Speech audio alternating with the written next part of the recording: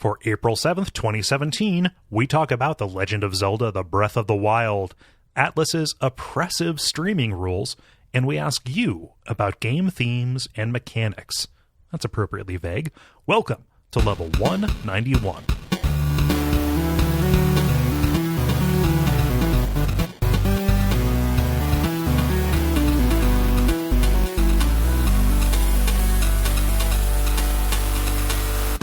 My name is Cole Ross. I'm Dennis Furia. I'm Jala Prendez. I'm Ben Merkel. And you're listening to The Level. It's a podcast for people who love video games.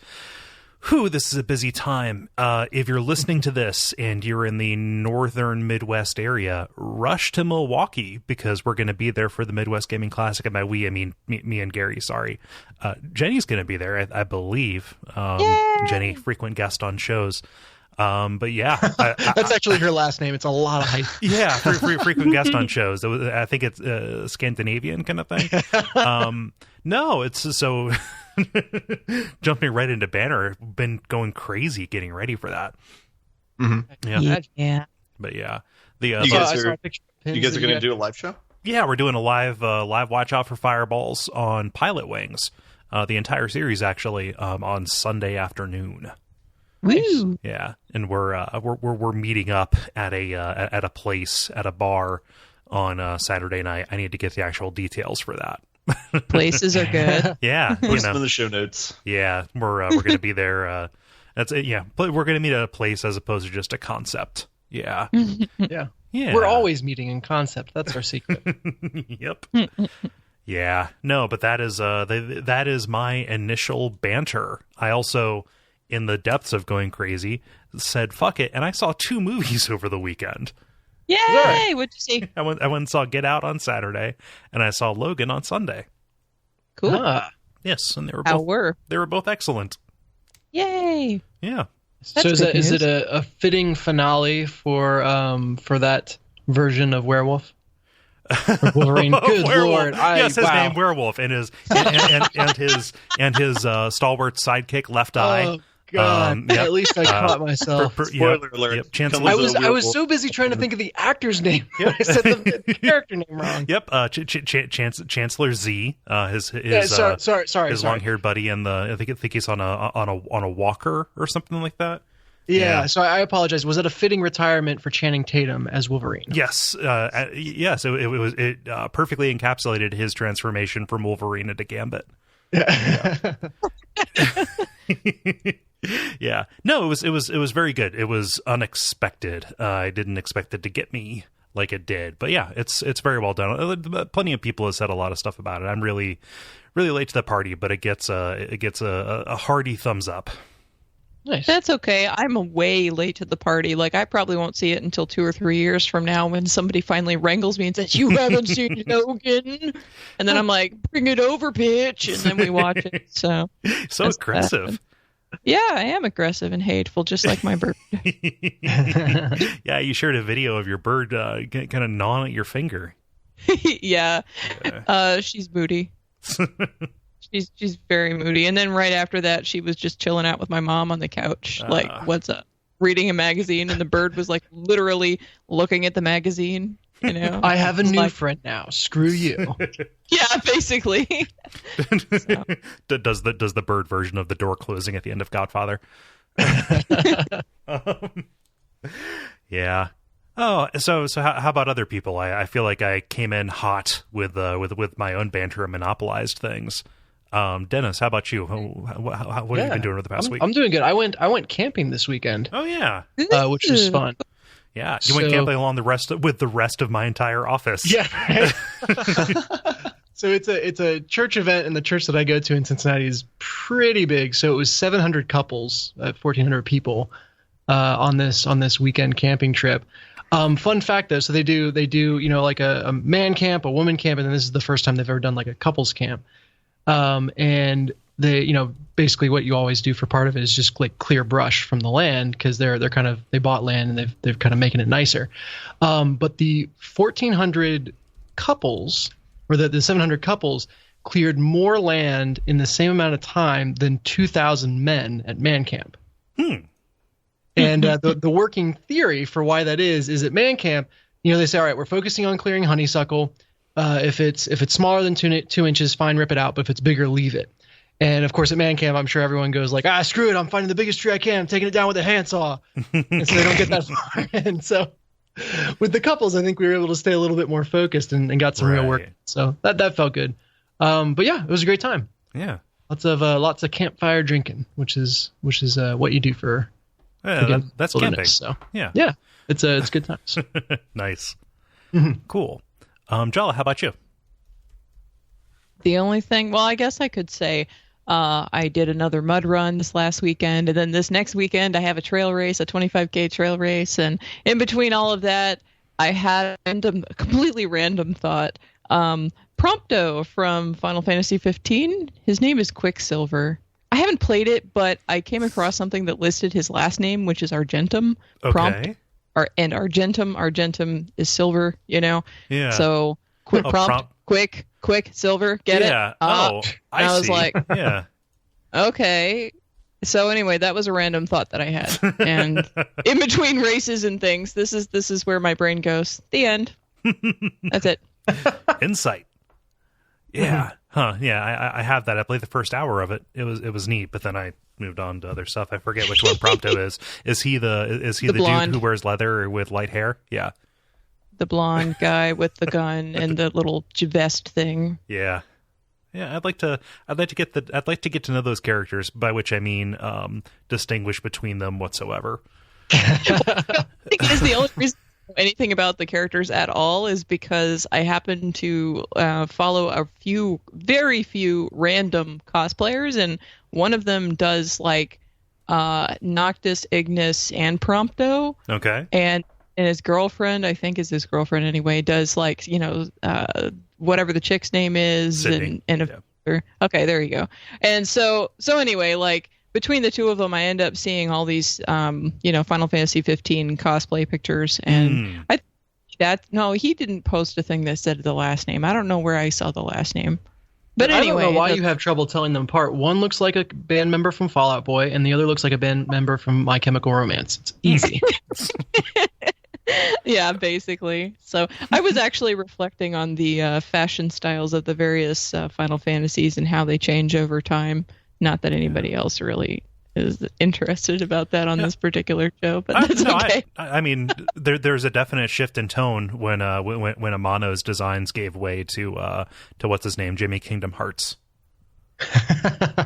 Yeah, I honestly forget his name, and I don't feel like Googling to look it up. But yeah, with 7 and that new designer stepping forward, the fashion has really evolved. Or not by evolved, I don't mean got better, but just shifted and got a little bit more evolved. Yeah, just changed. By evolve, I mean devolved. Altered. Well, and then they had like actual Final Fantasy characters, being models for real life fashion designers too. So okay, yeah, it's very fashion. Final fashion. I don't know. Yeah. It's not. It doesn't sound very exciting. Final fashion. Ben, how about you? The only thing I got is so the Rick and Morty premiered over the week, so I was really happy about that. Did any of you guys catch that? No, I didn't. I saw a lot of people talking about it, but I was too involved to take the time to watch it. Did they stream it or? Yeah, so they premiered it on April Fool's Day as just kind of like a joke, I guess, so that if people got really excited about it, everyone would think it was a joke and then maybe not watch it. I don't know, but yeah, it was pretty great. I also got to know my board game stores in the city really well. One of my coworkers, his family went out of town, so we did like 12 hours at a board game store playing 2 different board games and then Magic. So that was pretty intense. So nice. Yeah. Very cool. Mm-hmm. Neat. Yeah. So how much money have you sunk into Magic at this point? Because you've been playing for what, like a month? Yeah, so I've only done 3 drafts through work, so I think $28. So okay. It's not. You have spent more on Magic in 1 month than I have on Hearthstone in 2.5 to 3 years. Dang.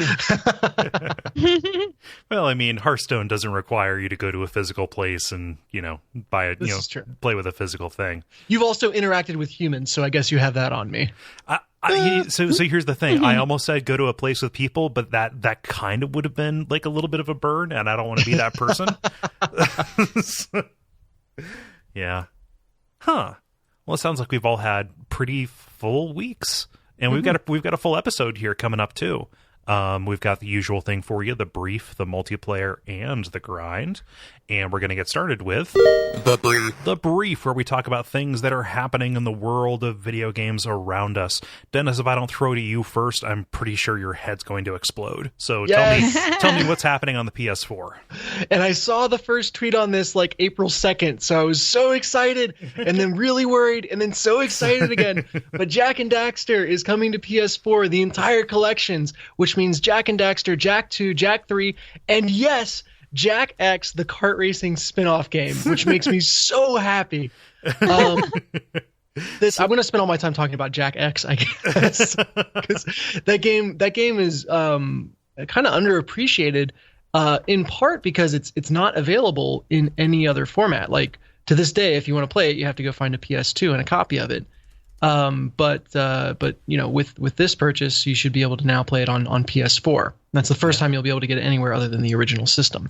Yeah. So yeah, that's going to be a lot of fun. All these games are great and have a very special place in my heart, just because they hit at the right point in my childhood. And they're all getting up-res to 1080p, and in general, we'll get kind of a coat of finish on them. No price announced yet, but usually PS2 classics go around like $9.99 or $14.99. Yeah, I wouldn't be surprised if they're $15 a piece. Yeah, so that will be well worth it. It's $60 that's just going to fly out of my pocket. Yeah. So I mean, it cannot be overstated how much you like this series. Like, you used to participate in message boards and stuff. I wrote fan fiction. Yeah, I also didn't want to leave with that because it might have come across as a burn. I didn't want to put you on blast. But yeah, this was your big platformer, right? Yeah, the Jak and Daxter message board on IGN was actually the first significant internet message board that I was a part of. Yeah. So that also probably endeared it to me. But yeah, it'll be really interesting going back through. And kind of re-evolving with the games, because I'm each game is great in its own right, but they definitely evolved and got better with each entry in the series. So going back to the very first game will kind of be a step backwards, not just in time, but I don't want to say in quality, in finish. Yeah. And hopefully that's not too jarring. Or just in structure too, right? Because Jak 2 is explicitly like an open world GTA kind of thing. Yeah, it's Grand Theft Kiddo. It's a safe Grand Theft Auto. I think you're describing kidnapping. Yeah, I guess so. Grand Theft Champ Sport. Yeah. Grand Theft Emo. Yeah. To continue the theme. Yeah. It really is.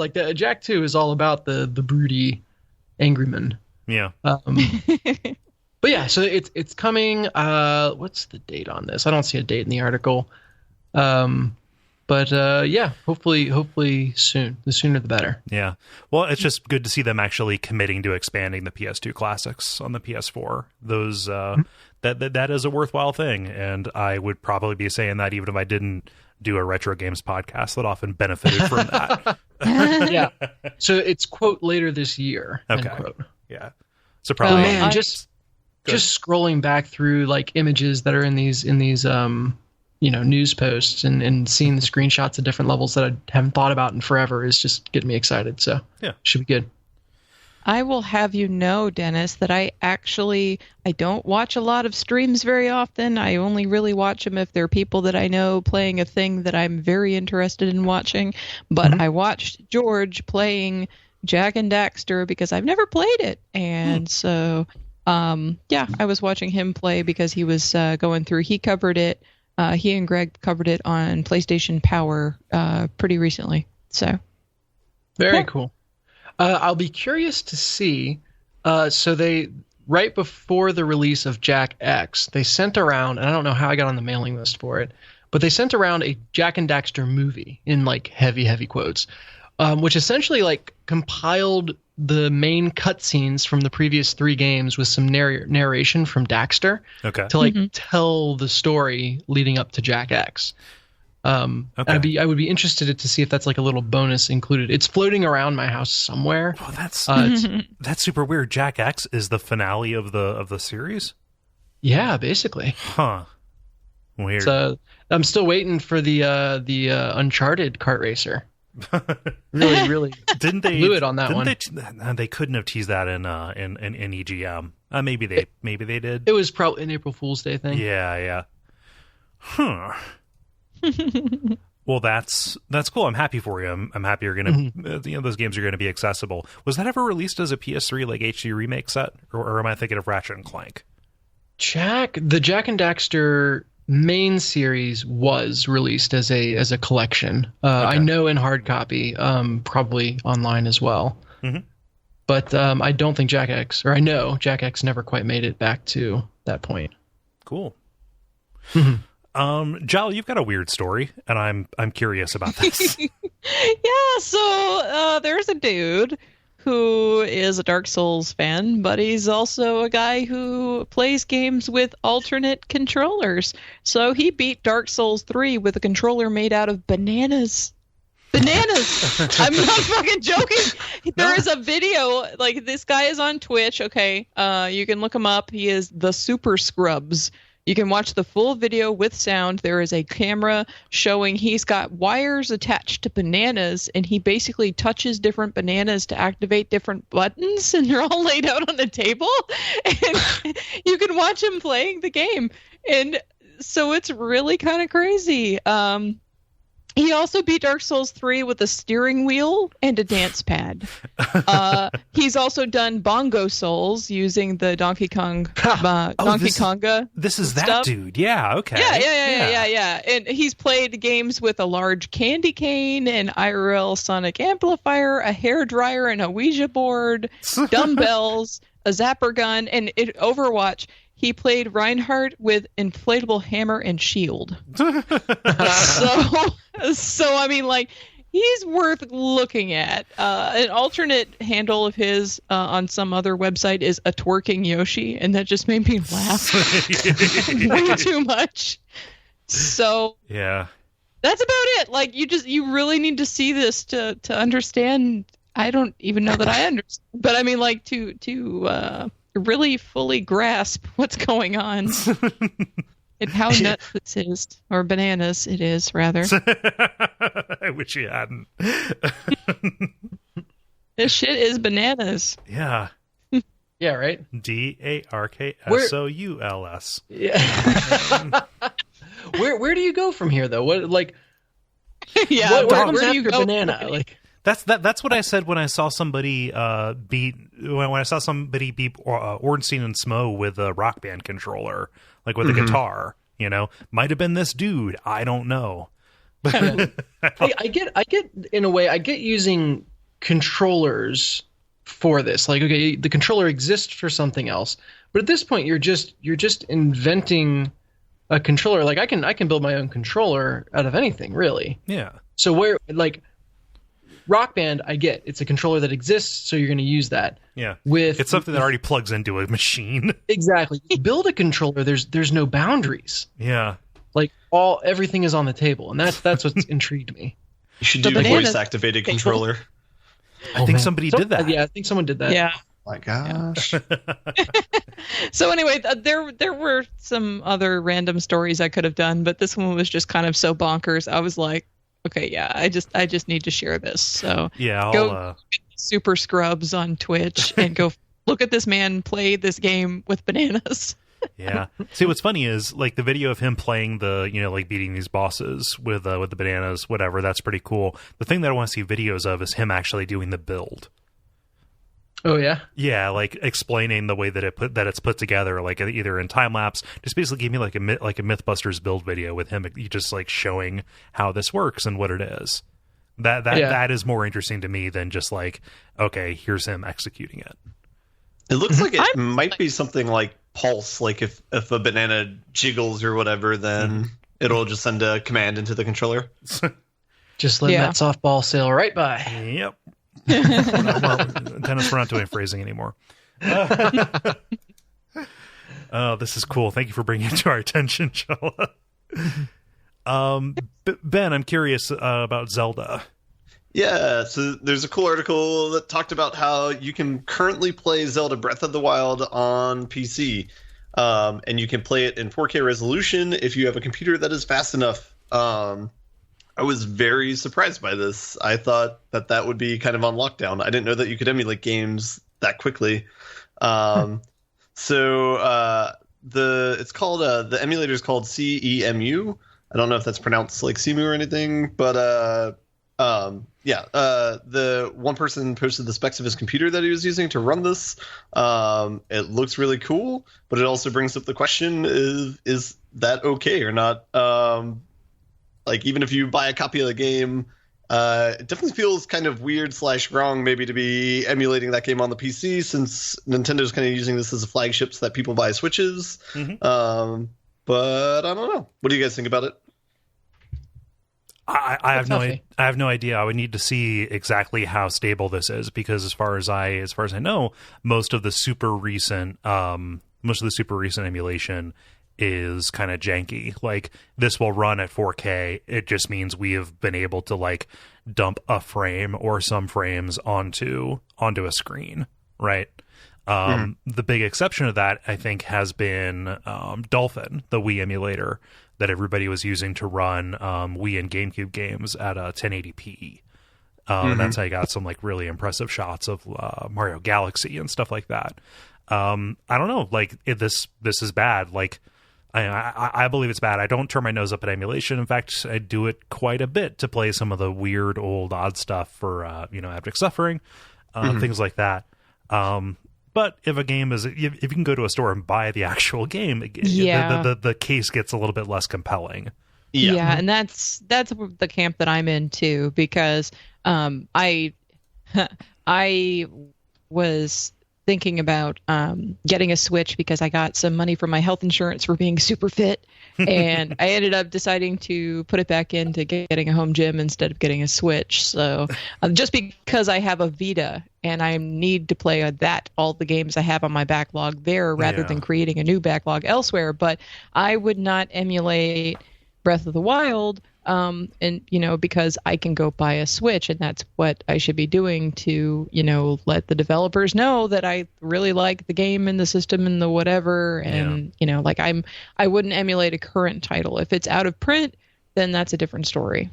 Yeah. So what if you already own a copy and you just kind of, for the practice of, I don't know, coding, whatever you do to make it work, like, well, they already got the money, so that's fine in my book if you've already got a copy of it and you're just, for whatever reason, feeling you need to play it again somewhere else. I mean, more power to you. Go for it. Yeah. As a technological curiosity, like, I don't know, it's kind of cool that somebody is doing it. The problem becomes if this then is turned around and distributed. Like, hey, we cracked it. Here you go. Yeah. I take a similarly dim Which view. It's the internet, so it will be. Yeah. I mean, it exists, and therefore it will never not exist now, right? People know about it and all that. I think that's just a bummer. We've seen piracy kill other systems and stuff like that. Yeah. I would rather them not distribute that, but who knows? Mm-hmm. Ben, you're the one who put the question forward. Do you have a thought on this? Yeah, I was just surprised that emulation had gotten this quick or this good this quickly. I mean, everything is a glorified PC at this point, right? Yeah, I almost think it would be getting easier. I don't know what the internals on a Switch are. Mm-hmm. No, I have no idea.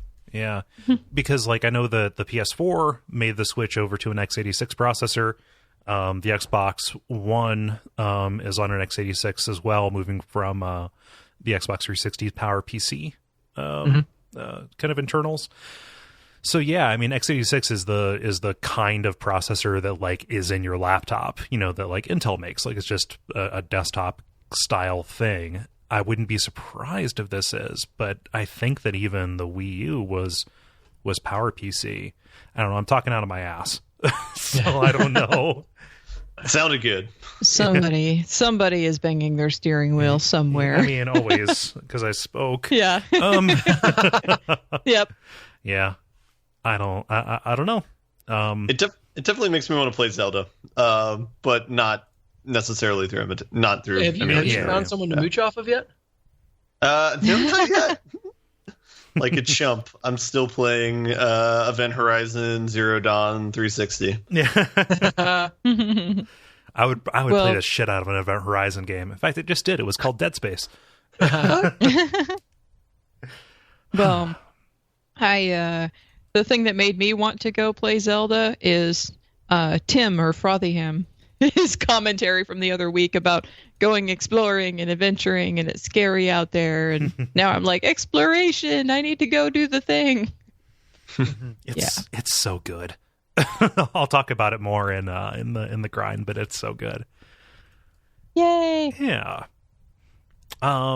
Is that all we have to say about that? Because I've got mine here. Yep. Yeah. So I think Persona 4 came out today as we're recording. That's what my calendar says. Persona 5. Persona 5 came. Hey, it's new to me. No, it's not. I played Persona 4 quite a bit. No. Persona 5 came out today, and Atlus has been really, really heavy-handed about saying what people can and cannot stream and what people can or cannot share. The first part of the story that I saw before was that they had disabled the PlayStation 4 share button. The button that you would press to say, hey, let me go in and grab some video of what I just saw, or let me take a screenshot with this. Like, it's a pretty cool feature on the PS4, but they don't want people to be able to do that because they desperately don't want any kind of spoilers happening there. And then here today, along with the release of the actual game, they've come out and kind of issued almost a like a press embargo style like guideline kind of thing, talking about video content and streaming content, going so far as to say that if you stream stuff from beyond a certain calendar date in the game, because it's like a day-night cycle kind of thing, it takes place over the course of a year, I think, you may end up getting slapped with Content ID or maybe get a strike against your channel.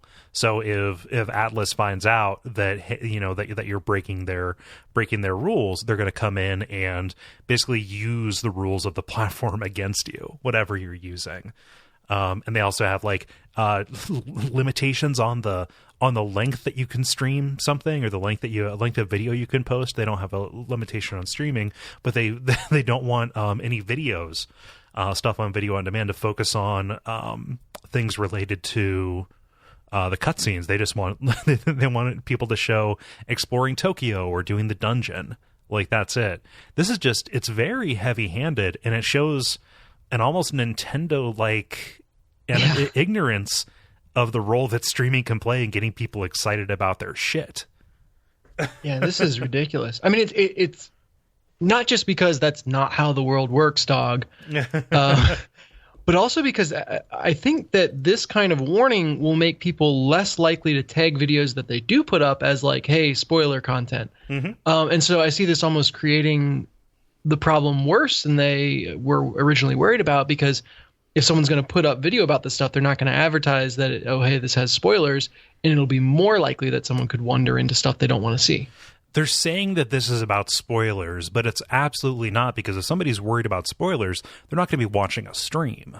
They're not going to be watching a video of gameplay. So it feels a little bit disingenuous of them to say, like, hey, we're trying to protect people's experience, when in reality what this seems like is trying to get in front of people who may be interested in buying the game or can't buy the game because of system availability, and are watching the story content online through these other things, getting the vicarious playthrough.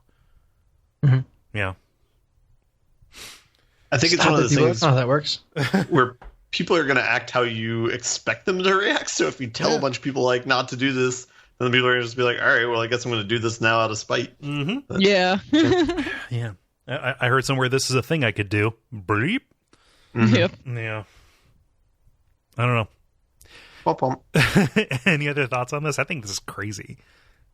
Yeah, it's like Get with the times, dude. Streaming, it's a thing that happens these days, you know? Yeah. I wonder if they'll actually follow through on this with anyone. Like that's when I think this becomes a story. And if they actually try to punish someone for doing it, then I'll be impressed. Yeah, and they'd have to punish somebody who actually has a high profile. Right. Yeah. That concept just seems so ridiculous, to punish someone for buying and playing your game. Like, Yep. And advertising your game. Yeah. Yeah. Yeah. Wow. I don't know. Okay. Huh. Well, that sounds like a brief to me. Mm-hmm. It was brief. Multiplayer. Now it is time for the multiplayer, where we ask you a question and you answer it. Let me look at who posted this. Dennis, what is the question that you asked the nice people? Yeah, I asked him kind of about something that's very indigenous to video games, which is the gameplay, the interactivity supporting the themes or ideas that the story of the game is trying to tell. So this week we're talking about what games have the best connection between gameplay and theme. Yeah. What's the picture from? That is Catherine. Mm-hmm. Oh, okay. I haven't played it. Yeah, it's a good game. I haven't of either. Persona. I've just heard it's good for the thing I was asking about. So Yeah. So I'll start us here with Greg, who says, this is a really hard question. If I had more time, I'm sure I'd think of more games. Off of the top of my head are more modern games due to their detailed and colorful graphics and immersive sound effects. The 3D Fallout games, BioShock, and Left 4 Dead games come right to mind. Although he doesn't mention what the themes they support are. Mm-hmm. Half credit, Greg. Left 4 Dead supports the theme of, oh my god, tell me so many. Yeah. Yep. Yeah. I think Fallout does a pretty good job of, just showing how shitty the world is and making you a scavenger, Well, isn't that kind of BioShock 2? It's supposed to show you that kind of a thing. So. Yeah. Show you the crappy city and its weird, flawed ideology. Yeah. Yeah, the Fallout VAT system is a glorified metaphor for how everyone is sucked into their phone screens and just pausing the world all the time. So Yep. So much violence on these phones. So many headshots. These phones don't seem so smart to me. That'll make sense in 3 days if people listen to all the shows. So. I love the fact that there are just little Easter eggs like cross show. Yeah. Depending on the show, we are sometimes maybe a month ahead on timeline. So it's fun to be. Actually, no, it's hell to be completely unstuck in time like this. Help. I didn't want to like waft right past that, but no. I get the warm fuzz. I just finished listening to Bonfire Side Chat up to the third game, or the end of the third game, because I've finished that now, and I just get the warm fuzzies every time we have Is It Metal come up. That's starting on this show. So of course. Oh, yeah. It did it. It did. Oh, cool. Mm-hmm. Yeah, that's great. I had forgotten where that started. Well, that's kind of the way it goes with the shows now. Yeah. Yep. Jala, what does John say? John says, I'm going to steal from the best here, extra credits. Missile Command. It's a simple arcade game that brilliantly uses its mechanics to highlight the futility of nuclear war. No matter how well you play, you will lose your cities to incoming missiles until nothing is left. That the game was made during the Cold War only adds to that impact. Yeah, I remember that episode of Extra Credits. It's a very good point. I would like to see like a comparison between that and something like DEF CON, which is very explicitly and very heavy-handedly about the downfalls of nuclear war. Mm-hmm. Yeah. Oh man, if a DEF CON dev has not like directly said we were inspired by Missile Command, something's got to be wrong. I don't know. Those are the same guys who did Prison Architect, which may or may not be my answer. Let's see, Ben, what does Michael say? Michael says, without saying too much, Journey was the first game that shockingly jarred me with the interplay between mechanics and theming. I was holding forward on my controller long after the point where it mattered. You know the scene I'm talking about. That realization really drove a chilling spike into my heart. Yeah. Mm. Yep. I do know. Got some minor goosebumps thinking about that scene. Yeah. Man, Journey's multiplayer is so good. Mm-hmm. Yeah. Because they removed the human element from it. Yes, they certainly did. Dennis, what does Ollie say? Yeah, Ollie says, this might be a weird one, but on the PS1, there was a puzzle game called Kurushi. It was a brilliant game that featured mental problems that were logically simple but difficult in practice. The game wanted you to work your brain and feel stressed, and the gameplay itself put pressure on you to not only think, but act fast. And it was relentless, so finishing almost any level was both a mental and physical drain. Everyone should check it out. P.S. It was called IQ Intelligent Cube in the States. Cube spelled with a Q. Yeah. That sounds like you really got to try this game. It's just mentally draining and exhausting. Intelligent Cube. Cube spelled with a Q, which ironically is dumb as hell. Yeah. This game, I think it was on a PlayStation Underground disc that I had. And it kind of freaked me out at the time that I played it because it is a little bit, so it's very stressful. Like the blocks will, rush at you and you are trying to push them around so you can eliminate all the color blocks, or I forget exactly how it works. But if you got crushed or if you got pushed off the back, it wasn't visually violent, but you heard a guy screaming as he fell into an endless void. And that was kind of upsetting to me as a 10-year-old. Yeah. But definitely as a kind of heightened consequence, difficult puzzler, it is themed really well. Yeah. It's weirdly enough, when he said Kurushi, I knew exactly what he was talking about because I was looking into that game, looking at stuff for Abject Suffering, actually. Oh, huh. Yeah. There you go.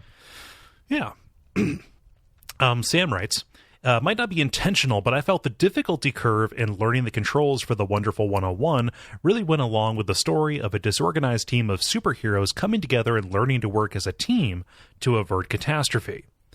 Supporting this is the leveling system, which is that the player's functional level is the combined levels of every individual wonderful person that they've collected and used. If you've never played the game, it's in the vein of Devil May Cry or Bayonetta, but you're controlling a number of characters simultaneously who combine into various weapons through analog stick gestures. It works better than it sounds, I swear. I remember seeing this game when it came out. Yeah. Looks pretty cool. Yep, I have it. It's in shrink wrap because I saw it for $15 on Amazon. I'm like, oh, I love Platinum. I'll get this and play it, and then I didn't. But yeah, Platinum's great. Mm-hmm. What was that clanging in the back there? Sounded like something that would have been your house, Dennis. Yeah, that was a I think a recycling can shot from downtown. It was a 3-pointer. Nice. Woo! Yeah. Jala, what does Graham say? Graham says, if you ask me, the Hotline Miami series is about the incoherency and meaninglessness of arcade action games. Both games take the idea of video game violence to the logical conclusion, a schizophrenic story where nothing really good happens. The theme and gameplay go together perfectly. And the music. Of course.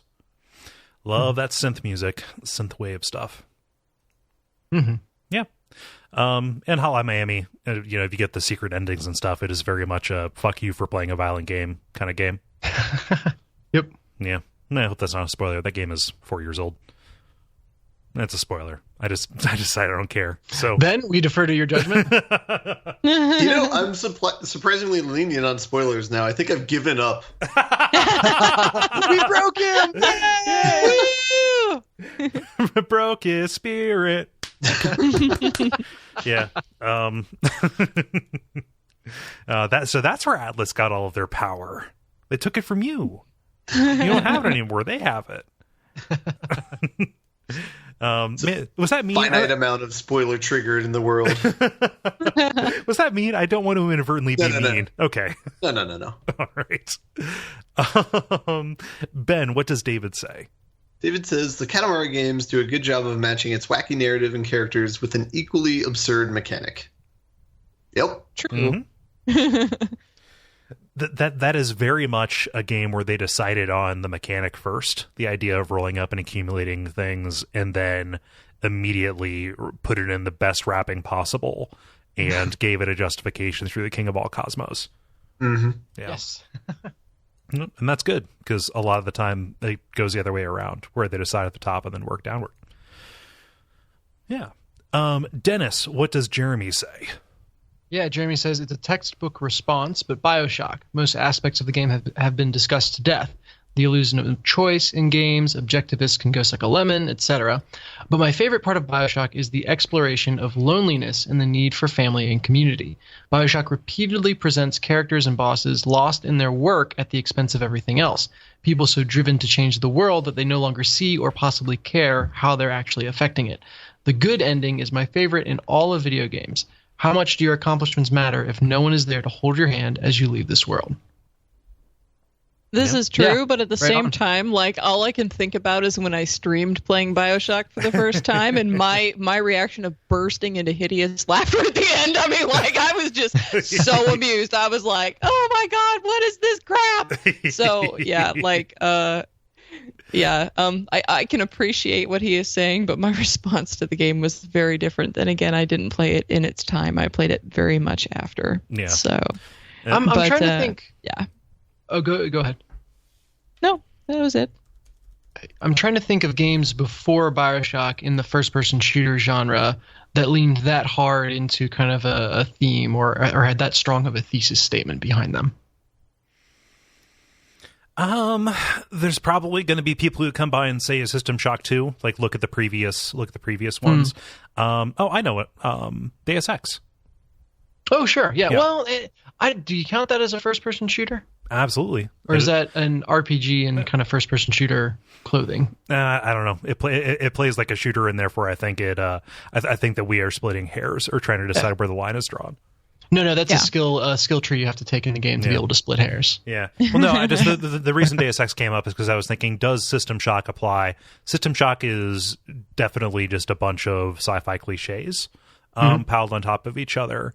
Deus Ex is a similar game to that, works on a bunch of systems, but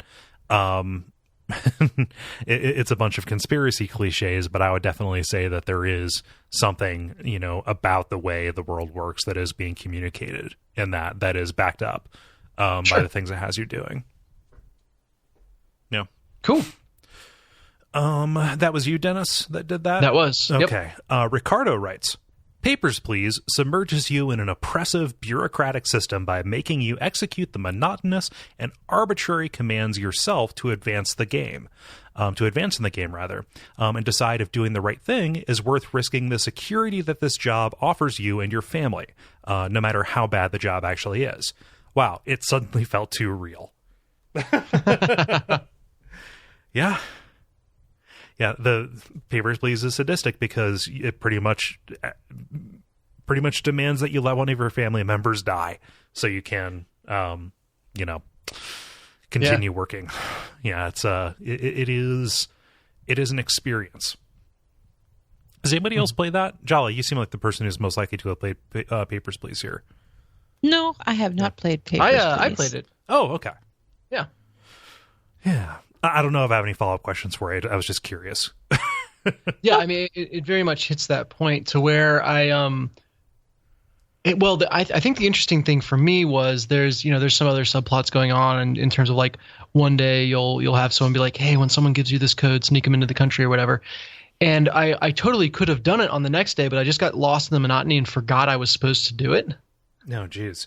Like I totally could have advanced that plot line or done that extra thing. Like Yeah. I had enough leniency in the number of demerits I was allowed to get, or however they track it. But it was just I got lost in the monotony and forgot I was supposed to be looking for this certain person, and then later I was like, oh shit, that was the guy. I was wow, okay. I totally spaced on your family, dude. Yeah. Yeah, exactly. So fits the theme well in that way as well. Yeah. Let's see, Jala, what does Chris say? Chris says, the games from Frictional are it for me. From the Penumbra games to Amnesia the Dark Descent to, I'm assuming, Soma. I haven't gotten around to playing that one yet. The whole interaction with the mouse and pushing and pulling to interact with drawers and doors. When things are frantic and I'm being chased by a jerk monster, fumbling around with pulling doors open and closing makes it even more intense for me. especially when I panic and shut a door on myself before walking through it, and I end up getting slashed to death. God, it's so good. It really is like a slasher movie, right? Like the person, trying desperately to twist the knob. Mm-hmm. Yeah. Or start the car, man. The car starting is the most difficult thing in the horror universe. Oh, of course. Yeah, it is. Yeah, I was just thinking about Get Out and how it works with that, but I don't want to actually reveal anything because every single detail matters in that movie. Just watch the trailer and it'll give away the majority of the movie. I went into it completely blind and the way that it evolved. And the stuff that is supposed to be everything about it is supposed to be scary. The overt horror stuff is not as scary as the really mundane parts of it. Mm-hmm. Yeah. Don't feel like you've seen the movie just because you've seen the trailer. And again, literally everybody in the world is telling you how good Get Out is. So me saying this is just throwing more onto the pile. Yeah, I need to go back and play the rest of the Penumbra games because I think I've only done Overture or whatever the main one is. I played some of Amnesia, and then I got bored at some point after the monster didn't kill me, like way in the beginning part. And then I don't know, I just like never picked it back up again. And I have Penumbra. I need to go back and play that too. Yeah. I should go do the thing. You should play it on Hexcrank. Yeah, I really should. I should also update Hexcrank. I fell into the same fucking trap again. I'm the worst. Yeah. No. And Ben, Jeremy's the worst. No, I think it's Brian. Yeah, it's Brian now. I Worst. about said Murph, but no. Yeah, it's not Murph. Yeah, it's not Murph. It's definitely not Murph. It's Brian. It's Brian now. So Ben, what does Sid say? Sid says, though it's definitely not on purpose, Drakengard, one story explicitly points out that your main character makes things worse and worse, and each ending beyond the first one is progressively harder to get.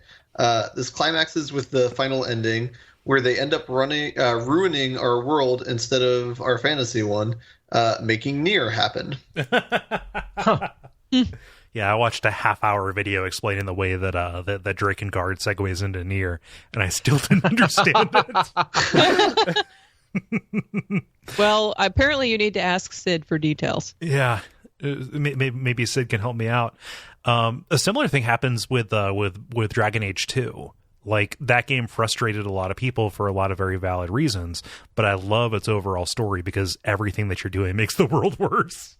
Like, if you look at it as an RPG about the way heroism is not necessary in nearly every situation, and in fact could make things worse than if nobody did anything at all, that is exactly a case study in it. Nice. Yeah.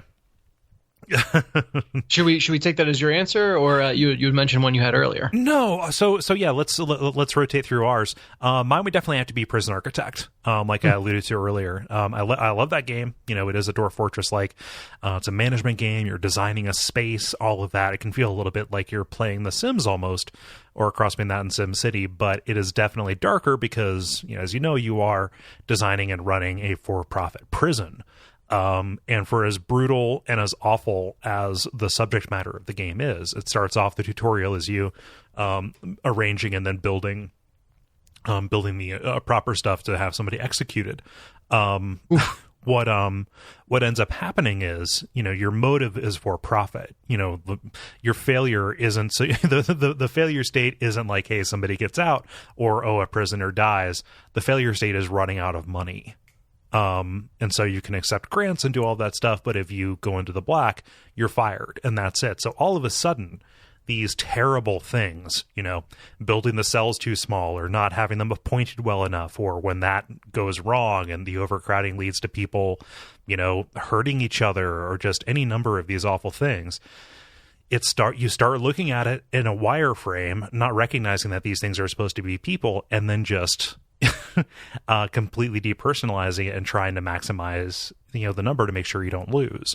And so they definitely have a point of view about the way corrections works and ought to work and really, really ought not to work.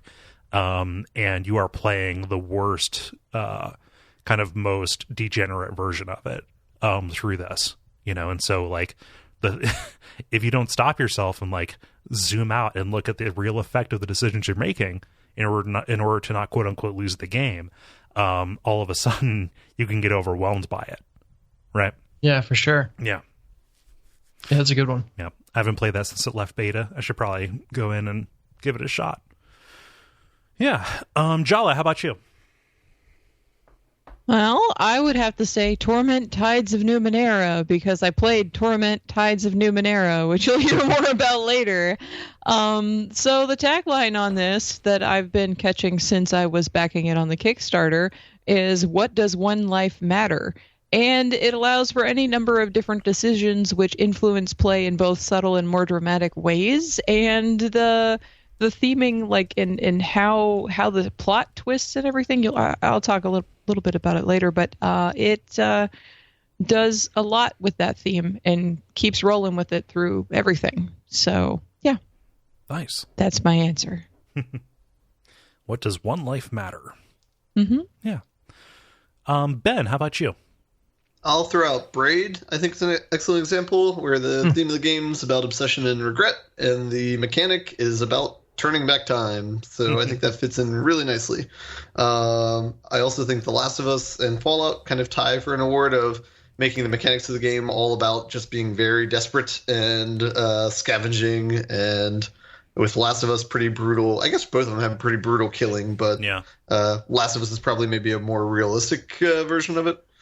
I mean, The Last of Us, your character isn't a cipher. He actually, you get to see how he interacts with other people, as opposed to just him being a straight pipe for whatever you're trying to accomplish in the game. Yeah. Yeah. Yep. No, both of those are good answers.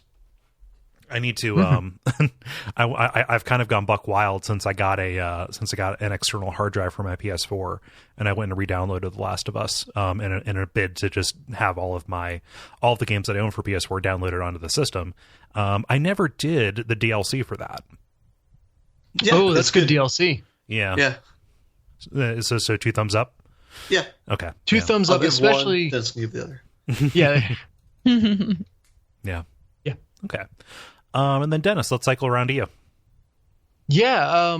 For me, for like an entire game, and I've talked about Metrico before on the podcast, but it was definitely Metrico, which hit me very hard as I was in a corporate role where I was dealing with lots and lots of infographics and numbers and everything. And kind of the core tenet of Metrico is like, basically every button that you push on the Vita, or every, the motion sensors, the camera, everything gives input into the game in some way. And so you have all this control, but not enough understanding to know how to use that and to make all that control meaningful. And so the game is about kind of just trying to figure out, because what each input does kind of varies level by level. So the game, the puzzle element of the game is just kind of figuring out, okay, I have all the control in the world. I have all these inputs. I'm kind of overwhelmed with data. How do I make any meaning out of it? Which I think fits very well with the kind of the idea of staring at spreadsheets and working with giant databases and big data in general. Mm-hmm. I fit very well for me. Individual moment from a game, I would say, though, goes to Shadow of the Colossus at the very end. When you are, it's almost kind of like the journey moment where who was it talked about holding up on the thumbstick long after that moment was gone. Yeah. But the same sort of thing where I was holding on, I was maxing out, or using all of my grip, even though I knew there was nowhere for me to go if I hung on, at the end of that game. Yeah. That'd be really great if we could go back in time, or if they could program this in where they have stats on how long people hold on to the stairs. I just can't believe there's not a mod just like the one where they have Eris live in Final Fantasy VII. There's got to be some kind of mod where you're able to get away from that hole in Shadow of the Colossus. Escape into a broken, unfinished world. Yeah. Huh. Well, that was a good question. Got some good discussion out of it. Thank you so much for putting that up, Dennis. Mm-hmm. Yep. Yeah. Thank you, everybody, for responding to that. If you want to participate in those, go to facebook.com/thelevelpodcast and watch for them to go up on Tuesday afternoons, thanks to either Dennis or Jala, sometimes both. And sometimes people request or put in suggestions for topics. So it really is a group effort. Yay! Yeah. The grind. Now it is time for the grind, where we talk about the things we have been playing this week. Who would like to go first? Ooh, pick me. Go, Jala, go. Okay, so in my co-op corner, I played Vermintide with Sam, Greg, and Conrad, and we finished the final mission. So it was pretty tough, and it took several tries on easy mode before we could beat it, just because there's endless hordes that just don't stop coming, and it's rough. And my eventual role was as a runner, because basically you have to get a bunch of barrels full of gunpowder to blow stuff up, and then you have to break a bunch of chains holding something up while there's hordes coming at you. So I was a runner, so I didn't deal a lot of damage, but I took tons and tons of damage. But all the same, we were just about dead, and I darted past the mobs with 2 down players, and I think a special was on my butt. Anyway, and I finished releasing the chain, and it was, just at the right moment, and we managed to survive barely. So it was pretty cool. And Greg was playing the dwarf, so he was a tank, and basically he was my escort for most of it, and then the other 2, Sam and Conrad, were basically holding down the fort at the destination while Greg was running me back and forth and trying to kill the mobs. So it was pretty cool. And also, I did get to play a little bit of my Dishonored 2 stream. So I did a spur-of-the-moment session one afternoon and finished out the level I was on with Dr. Hypatia. I was quieter this time around because due to the timing, I didn't have as many people in the stream watching and commenting. So I didn't have as much interaction, but not sure when the next stream will be, probably sometime this weekend, but I have a big race, so I don't know. Sorry, just watch for whenever the notification comes up. And if you can catch it, great, because I can't plan them on any regular basis. Right. The main thing that I played, though, guys, I finished Torment Tides of Numenera. Awesome. Yay! I actually stayed up late so I could finish playing it, so I could talk about it in its entirety today. Yeah. So, executing Gushing Attack. So, the very first thing I want to say is that this game really, really, really must be played multiple times. I know that Planescape Torment has all these different little bits that you can go back through and pick up on, repeated playthroughs. This one has a lot of content to the point that you are very, very acutely aware of the stuff that you won't be able to finish the quest lines for or whatever because of the choices that you've already made, in this particular playthrough or another one. So that's not to his detriment. That just means there's a lot more to explore and a lot more reason to go back and revisit the game. So if I'm noticing a bunch of stuff that I want to go back and do the next time around, I can only imagine how much more content there is that I don't even know of yet.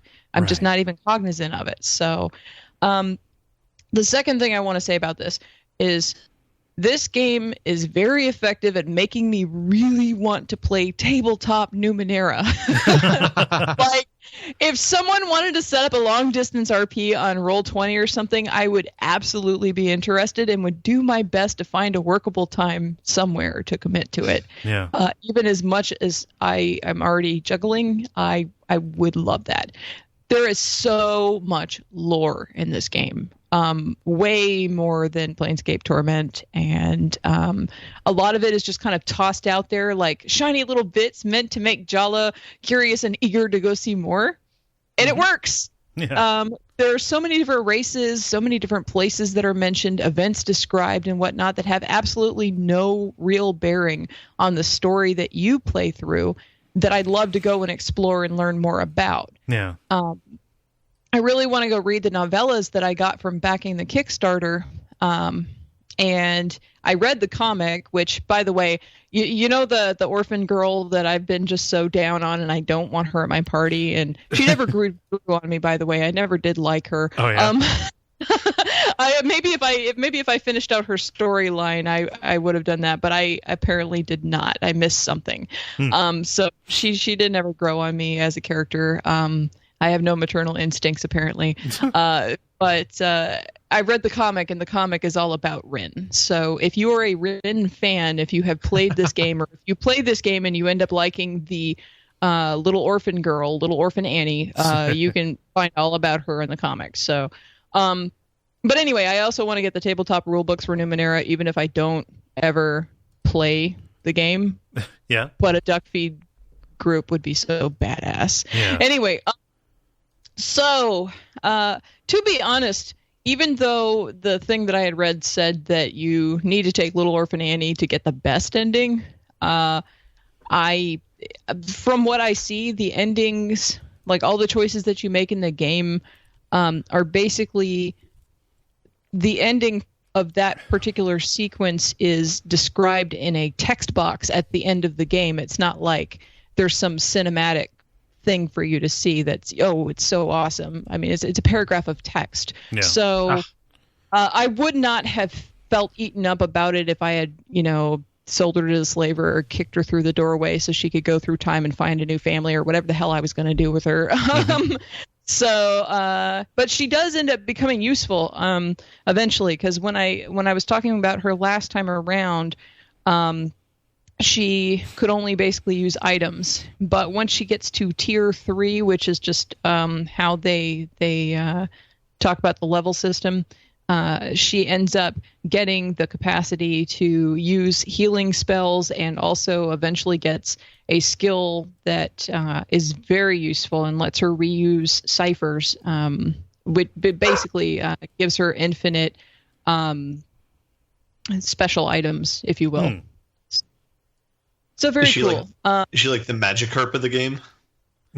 Yeah, she is like Magikarp. She is absolutely a Magikarp. Although I wouldn't say that she's like there are other characters that are more powerful, and I don't feel that you need her OP capacity to really go through this game. I'll talk more about the combat near the end of the game in a bit, but anyway, I didn't end up getting her absolute best ending apparently, because I was apparently supposed to do something that I completely missed. So I'll have to go back through sometime. Yeah.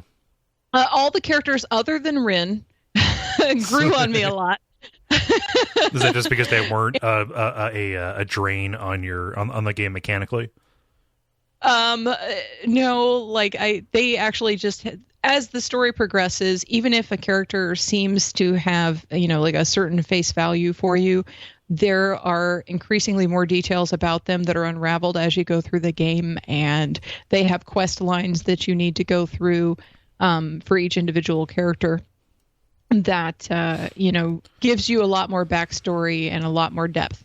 And Tibir is a really cool character, but in the end, I actually think I like Eratis' quest line the best of the two of those. Okay. Eratis is the super crazy adventure guy who's just he seems like a big, dumb, very happy man who just wants to go out and be a hero. Yeah. But he's basically, he comes across as being nutty and very simple, but when you learn why he is how he is and you make decisions about that, it turns out being a really awesome quest line overall, more so than Tibir's. Tibir's is kind of a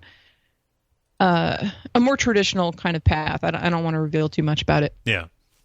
But what makes me sad, though, is that due to my following the questline for Eratis and my ultimate decision about what to do with him during the end game, he wasn't with me in the final battles. And the game ended up dropping another character, Matkina, in for me to use instead. But she was at the same level that she would have been if I had taken her when I first came across her, way back when. So she was way under-leveled. And that didn't really matter because the battles in this game are not challenging battles. I'll go into more about that, but to finish talking about Eratis, his skills end up getting really badass, and between him, Tibir, and myself, we ended up being a really good trio because I was a nano, Tibir is a Jak, and Eratus is a glaive, so that's all 3 of the character classes you can pick from. So we were balanced and very complementary to one another. So because of that, we already were so well balanced that it didn't matter that my 4th character, Rin, was, like item girl. That didn't have any bearing on that. Yeah. So the spontaneous interactions that you have in between all the characters, like when you're in town or just hanging out, idling, they're really, really great. Like the back and forth that just comes up out of the blue between the characters is great. And there is such a sense of so much more to do and see, to the point of feeling like everything in this world is endless, even if it's not, thanks to all of the lore threads that are teased and the loads of the playable content that, I'm aware there's so much more to that I haven't even brushed on the surface of yet. Yeah. This, of course, is way up my alley because I like to explore. Yeah. I'm curious and I like flexibility. And so this is all the stuff that I like. I haven't seen a game that does all of this and hits all of those buttons in quite a long time. In fact, I can't name one off the top of my head that has so much to it short of an open world title. And even then, those end up getting really stale after a while. And this feels fresh throughout the entire experience. Like there's not a point where I'm just like, oh, what a drudgery or anything like that. Yeah. So what's the most obvious variable to change on a subsequent playthrough? Because the game's whole system with the tide seems less, just kind of less binary than just good or evil. like what's your next playthrough going to look like? What are you going to change? I'm probably, because next time around I'm taking Alagurn, damn it, because I wanted Alagurn this time and I couldn't because of Rin. So. Right. Although I may or may not have Rin next time too, because I didn't finish her storyline and I want to see what that's about. I don't know. We'll see. We'll see if I want to have her in the party again or what. But because Alagurn is a nano, and because I already had Eratus, who was a glaive, I probably end up playing a glaive next time, and then taking Alagurn and possibly Matt Kina, who is a Jak, because that way that balances out the way that I would like. Insofar as the role-playing elements, I'm probably going to play a complete asshole jerk character. Yes. So I'm is be asshole man. So so anyway, like talking about a little bit about Planescape Torment and Tides of Numenera. They are very different animals. There are things about Planescape Torment which stick with me more strongly than in Tides of Numenera, like the music, some of the plot tidbits and whatnot really struck a stronger chord in that game. Yeah. But overall, as a game experience and as a narrative and as something that's replayable and whatever, Numenera flows better, feels more replayable, feels richer. I wouldn't really say that one or the other is better than, as they're products of a completely different era in game design. But of the two, I am much more likely to drop in and play Numenera over and over again, whereas Planescape Torment, I really loved it. I played it through once. I have not played through a full playthrough again, but Numenera, I can turn around and see myself playing this again later this week, So the battles I'll talk more about in a minute, because I kind of want to like finish talking sugar and then tell you about the little niggly bits. So so I mentioned it way in the beginning, but on Twitter I've had a little bit of exchange with one of the devs, Gavin etc. is the Gavin etc. is the Twitter handle. He's a writer. And he's regularly been dropping Numenera trivia and chit-chatting about whatever I happen to be doing after I've stopped every one of my sessions and posted something with some commentary. So shout out.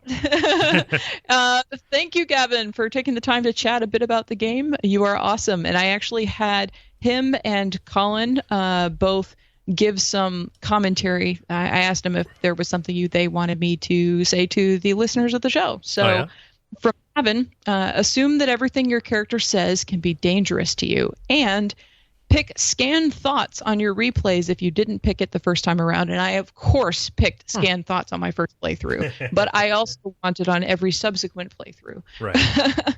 So, because basically what Scan Thoughts is, it's pretty obvious what it does, but the surface thoughts of all the characters show up in the text window after, your observations and whatever, like according to your skill set. Oh, that sounds incredibly overpowered. That's like having the heart in Dishonored. Yeah, it's or like the ability to talk to animals in Divinity: Original Sin. Well, and what it does is it really helps you out with some of your role-playing choices when you are trying to figure out whether somebody's lying or if they're, what you want to do with them, or they, whatever, like having the Scan Thoughts, like having the perception ability allows you to observe, different body language things, that are going on, but having Scan Thoughts allows you to know at least a little bit, like a sentence or two of what they're thinking. So, yeah. That's very, very useful to have. From Colin, he says, your choices have an effect, even if subtle. There's a lot of buried reactivity in this game. And yes, there is.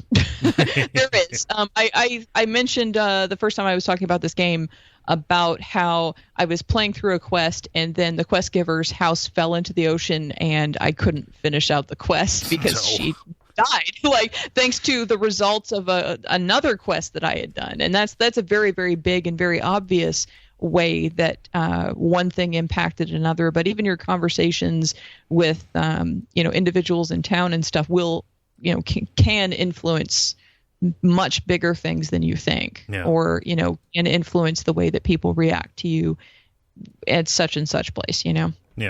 So all of that said, like I really love this game to the point that I have Planescape Torment as one of my top 10 favorite games. Torment Tides of Numenera is also in that list now. I cannot replace one with the other because they are very different. Right. But they're both in the list now. So, woo! All of that. Okay, so all of that said, I want to hear your criticisms. Yeah. There's a couple little bits, little niggly bits that I want to talk about. So, first off, pacing. Most of this game, including the very end of it, has a lot of role-playing to it, to the point that most of the crises, remember that's like the urgent events where you've got turn-based kind of system going on. The encounters, yeah. Encounters, there you go. The crises are able to be solved without fights most of the time. This seems to change when you reach the second half of the quest lines in the Bloom, which is like very close to endgame. And I don't know. Let me just say as a disclaimer, I don't know if that's because of how I was playing, or if this even rings true for other people's experiences, or if it was just the way that I happened to approach everything at that point. Okay.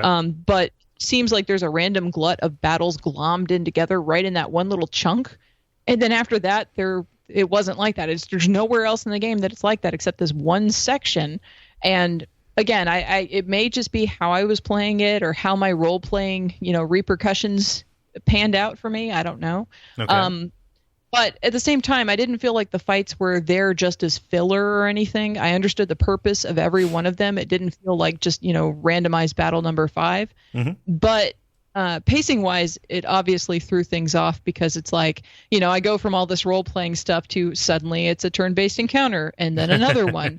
And another one. Well, damn, Yeah. So anyway, the battles are not hard. I really would have preferred more of a challenge. They don't feel like the battles don't feel awkward or anything. They feel smooth and they control well, but they just aren't ramped up to the point that I feel like I have to really consider my skills and work around deficiencies and stuff like that. Yeah. Like I said, like my little triumvirate of characters was a well-polished little party that, just they were able to withstand everything, and it was not hard to do the battles. I did them, but I didn't feel like, oh fuck, how am I going to finish this? Is there any kind of selectable difficulty in the game? Not that I can see, no. I guess if you could handicap yourself by not using ciphers or, items. That might handicap you enough. But you get them all the time. Yeah. So anyway, also the second big niggly bit, bugs. Most of the game was bug free, but again, in that latter half of the bloom area, which is again pretty close to end game, stuff started getting glitchy. Okay. The battles that I talked about that kept on popping up got complicated because the crises themselves started to slow down. It just seemed like the game took longer to process whose turn it was, and it was just like, hello. It just kind of like hung up on the process of switching from character to character. There was a particular issue during 2 different crises where the game just errored to the point that it froze on me and I had to reload and try again through that encounter. Oh, that never feels good. No, it worked. It worked on both of those times. The second time I went through it, but all the same, it was an impediment that slowed down my gameplay and messed up some of my enjoyment because I was like way into it, and then it's just like, These are known bugs, and In Exile already knows about it. I'm presuming they are working on it. They've already patched the game, since its release, so I'm sure at some point these issues are going to be patched out. Mm-hmm. It's on the roster somewhere. So don't let that stop you. It's not unplayable. It's not god awful. It may not even happen all the time. It may again just have been how I was playing. I don't know. But the bugs stopped after that one section in that latter half of the bloom, and then the end game was completely bug free. So it was just this one chunk that was kind of messed up, and then the rest of the game was fine. So they weren't game breaking for me, but they did slow me down to the point that I had to stay up late yesterday to try to finish playing. Oh yeah. So anyway, that's really about the only criticisms I can put on this game. I know when I first was talking about it, I was talking about, nothing has grabbed me yet and, really sunk its teeth into me the way that Planescape Torment had, right at the first. But, as we discussed then, it's just it had a slow ramp up in Planescape Torment, too. It took a while before, it got to that point as well. And I'm really curious to see what you think of the story reveals at the end of the game, Kole, and what you think, compare and contrast with the Planescape Torment. I would really love to talk to you about that. So you need to play this game some too. I definitely do. Because to me, it speaks not just of the development and the changes in the industry itself since the release of Planescape Torment, but also the maturation of the devs and the changes of life that the devs and the players have all gotten to, that these people were around for Planescape Torment and are now making/playing this Numenera game. Yeah. How that gap in time, has altered everything, to where the theming and everything is I want to talk about it, but I can't. Game, and then we can talk about it. Do it.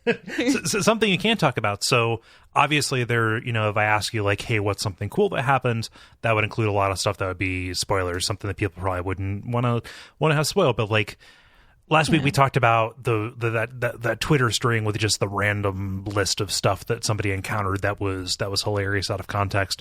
Is there some kind of small trivial detail that you've encountered that's been oh, holy shit, I can't believe they did that, but I'm so happy they did?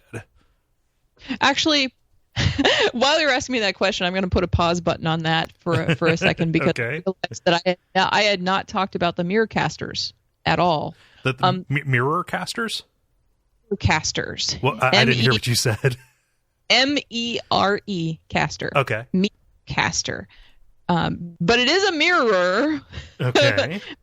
A mirror caster. Anyway, it's an item that you can pick up, an artifact that you can use, and then it switches into kind of like a choose your own adventure mode where there's a long chunk of text and then you have your options of what you can do in response to it.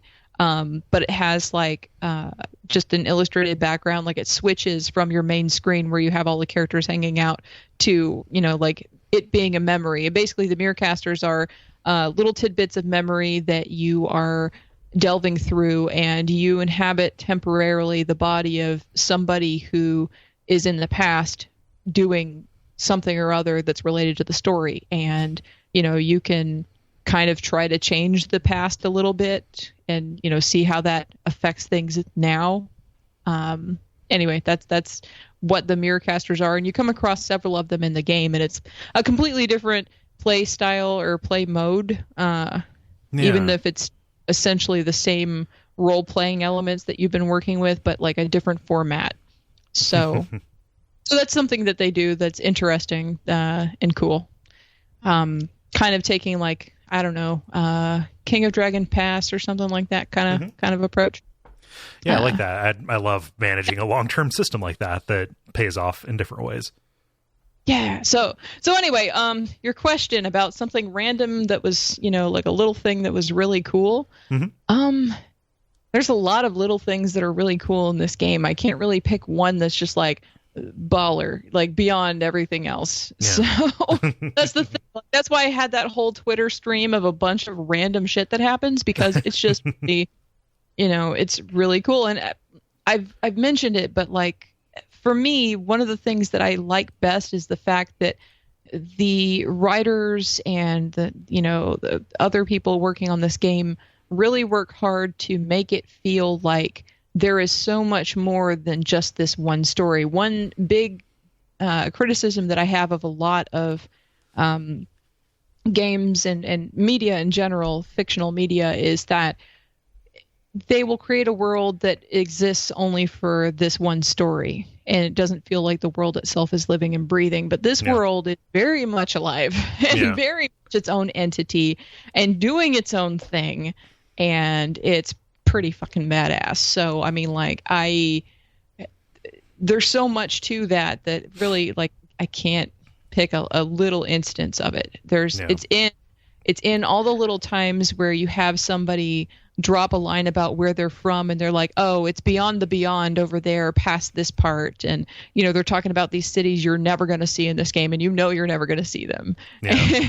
They're talking about creatures or these civilizations that are lost, or, you know, whatever. And all these different things that they just name drop left and right. And a Jala gotta go like everywhere and go see everything. So so that's fascinating, and I love it. I love when they drop that stuff in and just let it go. That's it, you know.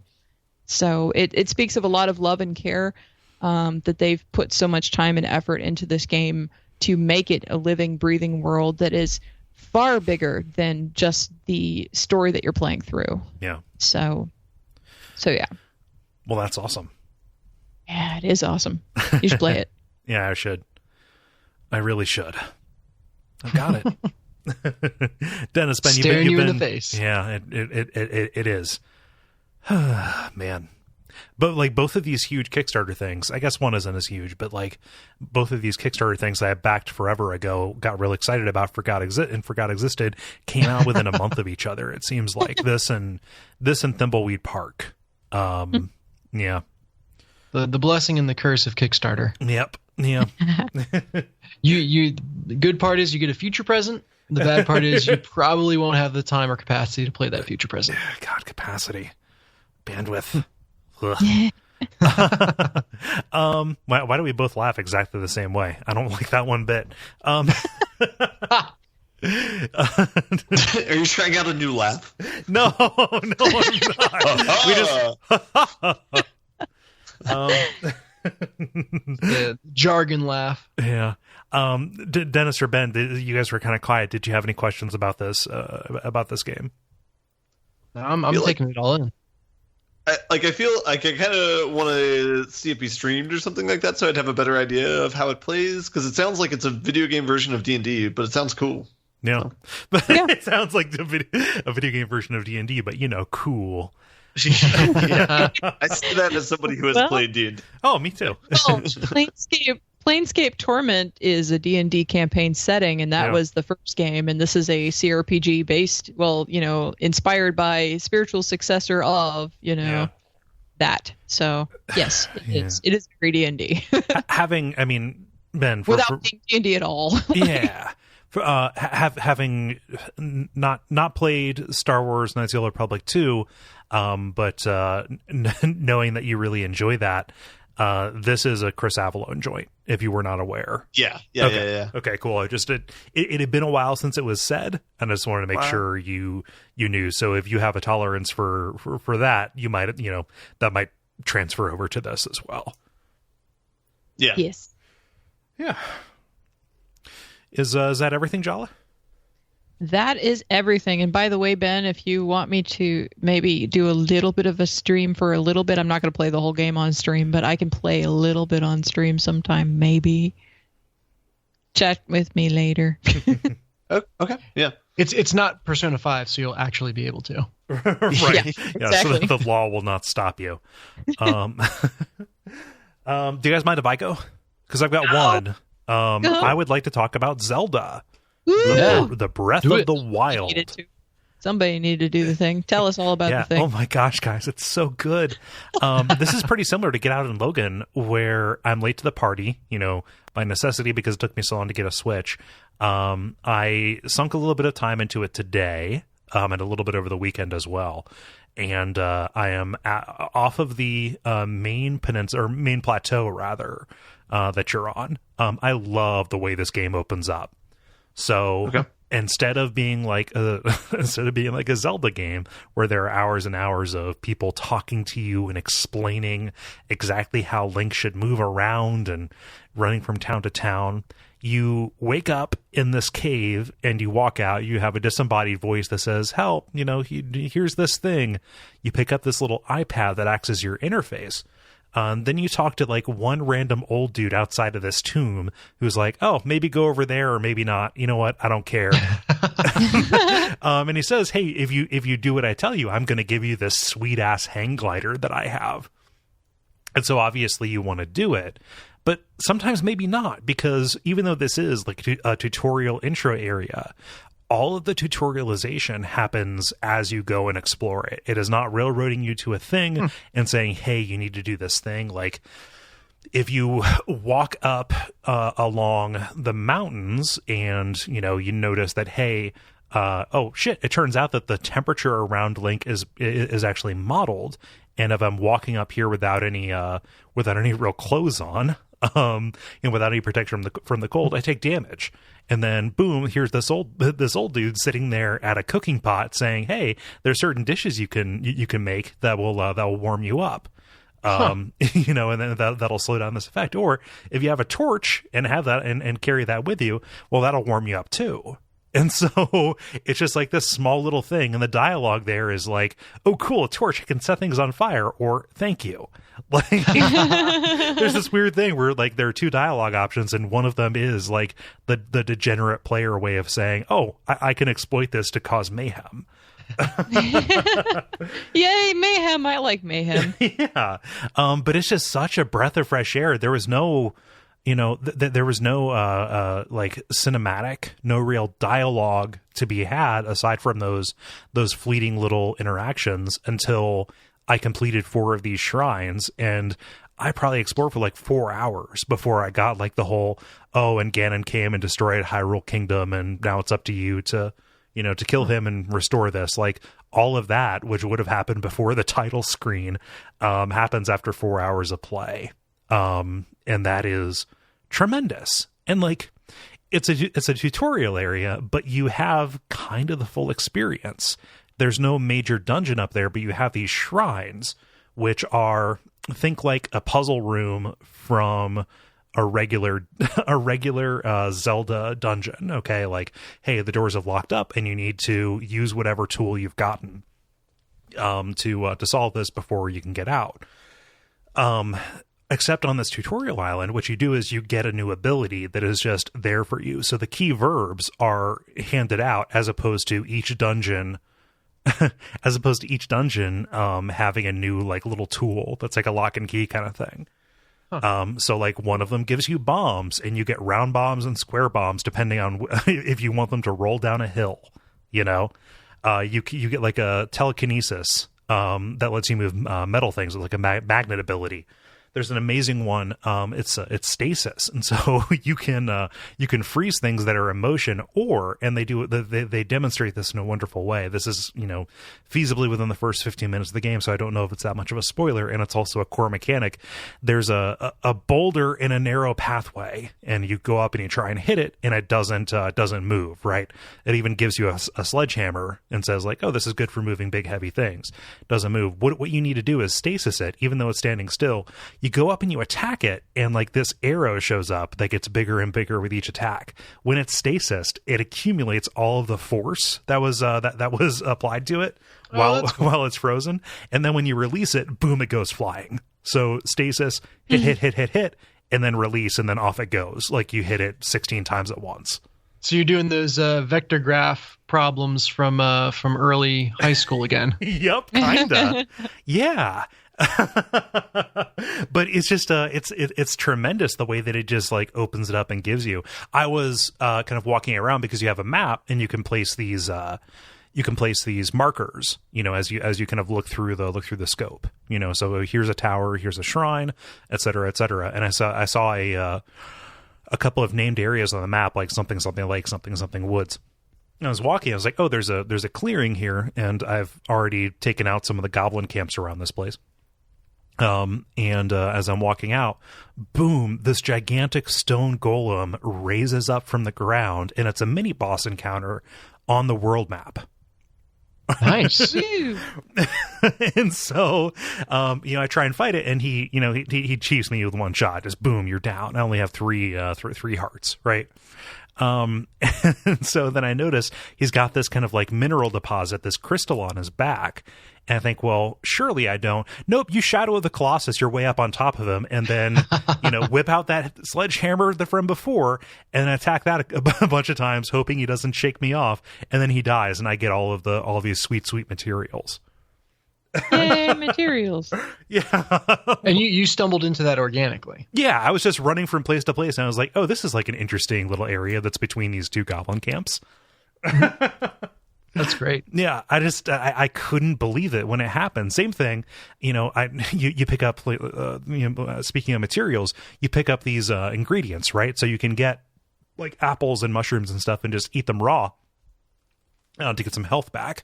Or when you're at a cook pot, which you have to light by taking a torch out, touching it to the flame, and then, touching it beneath the thing.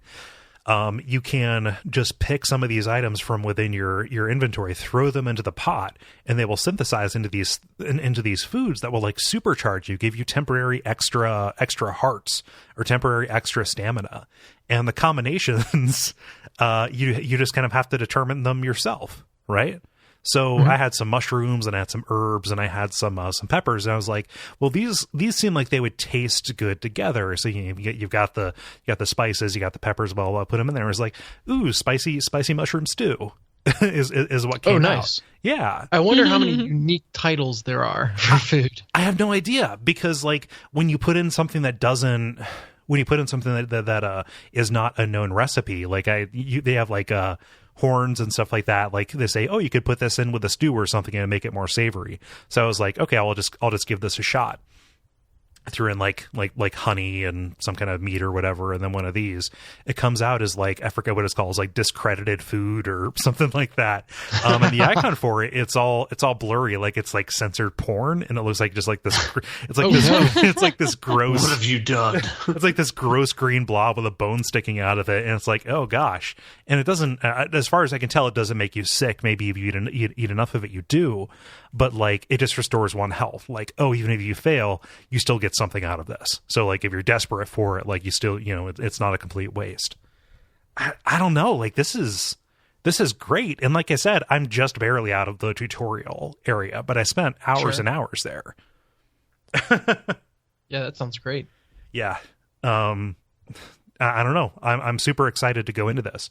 And look at it even more. Not for the usual reasons I would be excited about a Zelda game, you know? Like, it's going to be pretty cool to go do these big 4 dungeons or whatever, but there are 120 shrines that are all these portal test chambers that are just like testing out the physics and the weird systems collisions and stuff. Yeah. Awesome. I love it. It's great. Do you guys have any questions about it? I feel like I just gushed. No, That's okay. This, I gushed too. this game sounds like a traditional backlog filler where it's like, well, I've got this game, so my backlog's just going to pile up for a while. Yep, this is just my life now. Yep. I don't have any questions about it because I eventually want to play it. Yeah, there's that. But I mean, like, do you have any questions about the way it works? About the way Should I play it? Yeah, absolutely, dummy. All right. The end. Yeah. I don't know. That's all I've been playing. And if you guys don't have any questions, I don't feel like there's anything more that I have to say. Again, I'm so sorry if people have heard this from every other show that's ever talked about it, but like, it could definitely go off the rails now that I'm out of the tutorial and they don't feel like they need to make this radical first impression. But at least so far, I'm incredibly satisfied with the way this has panned out. Yay! No, I'm glad you're having such a good time with it. Yeah. Do you have any kind of percentage done that you are with it? No.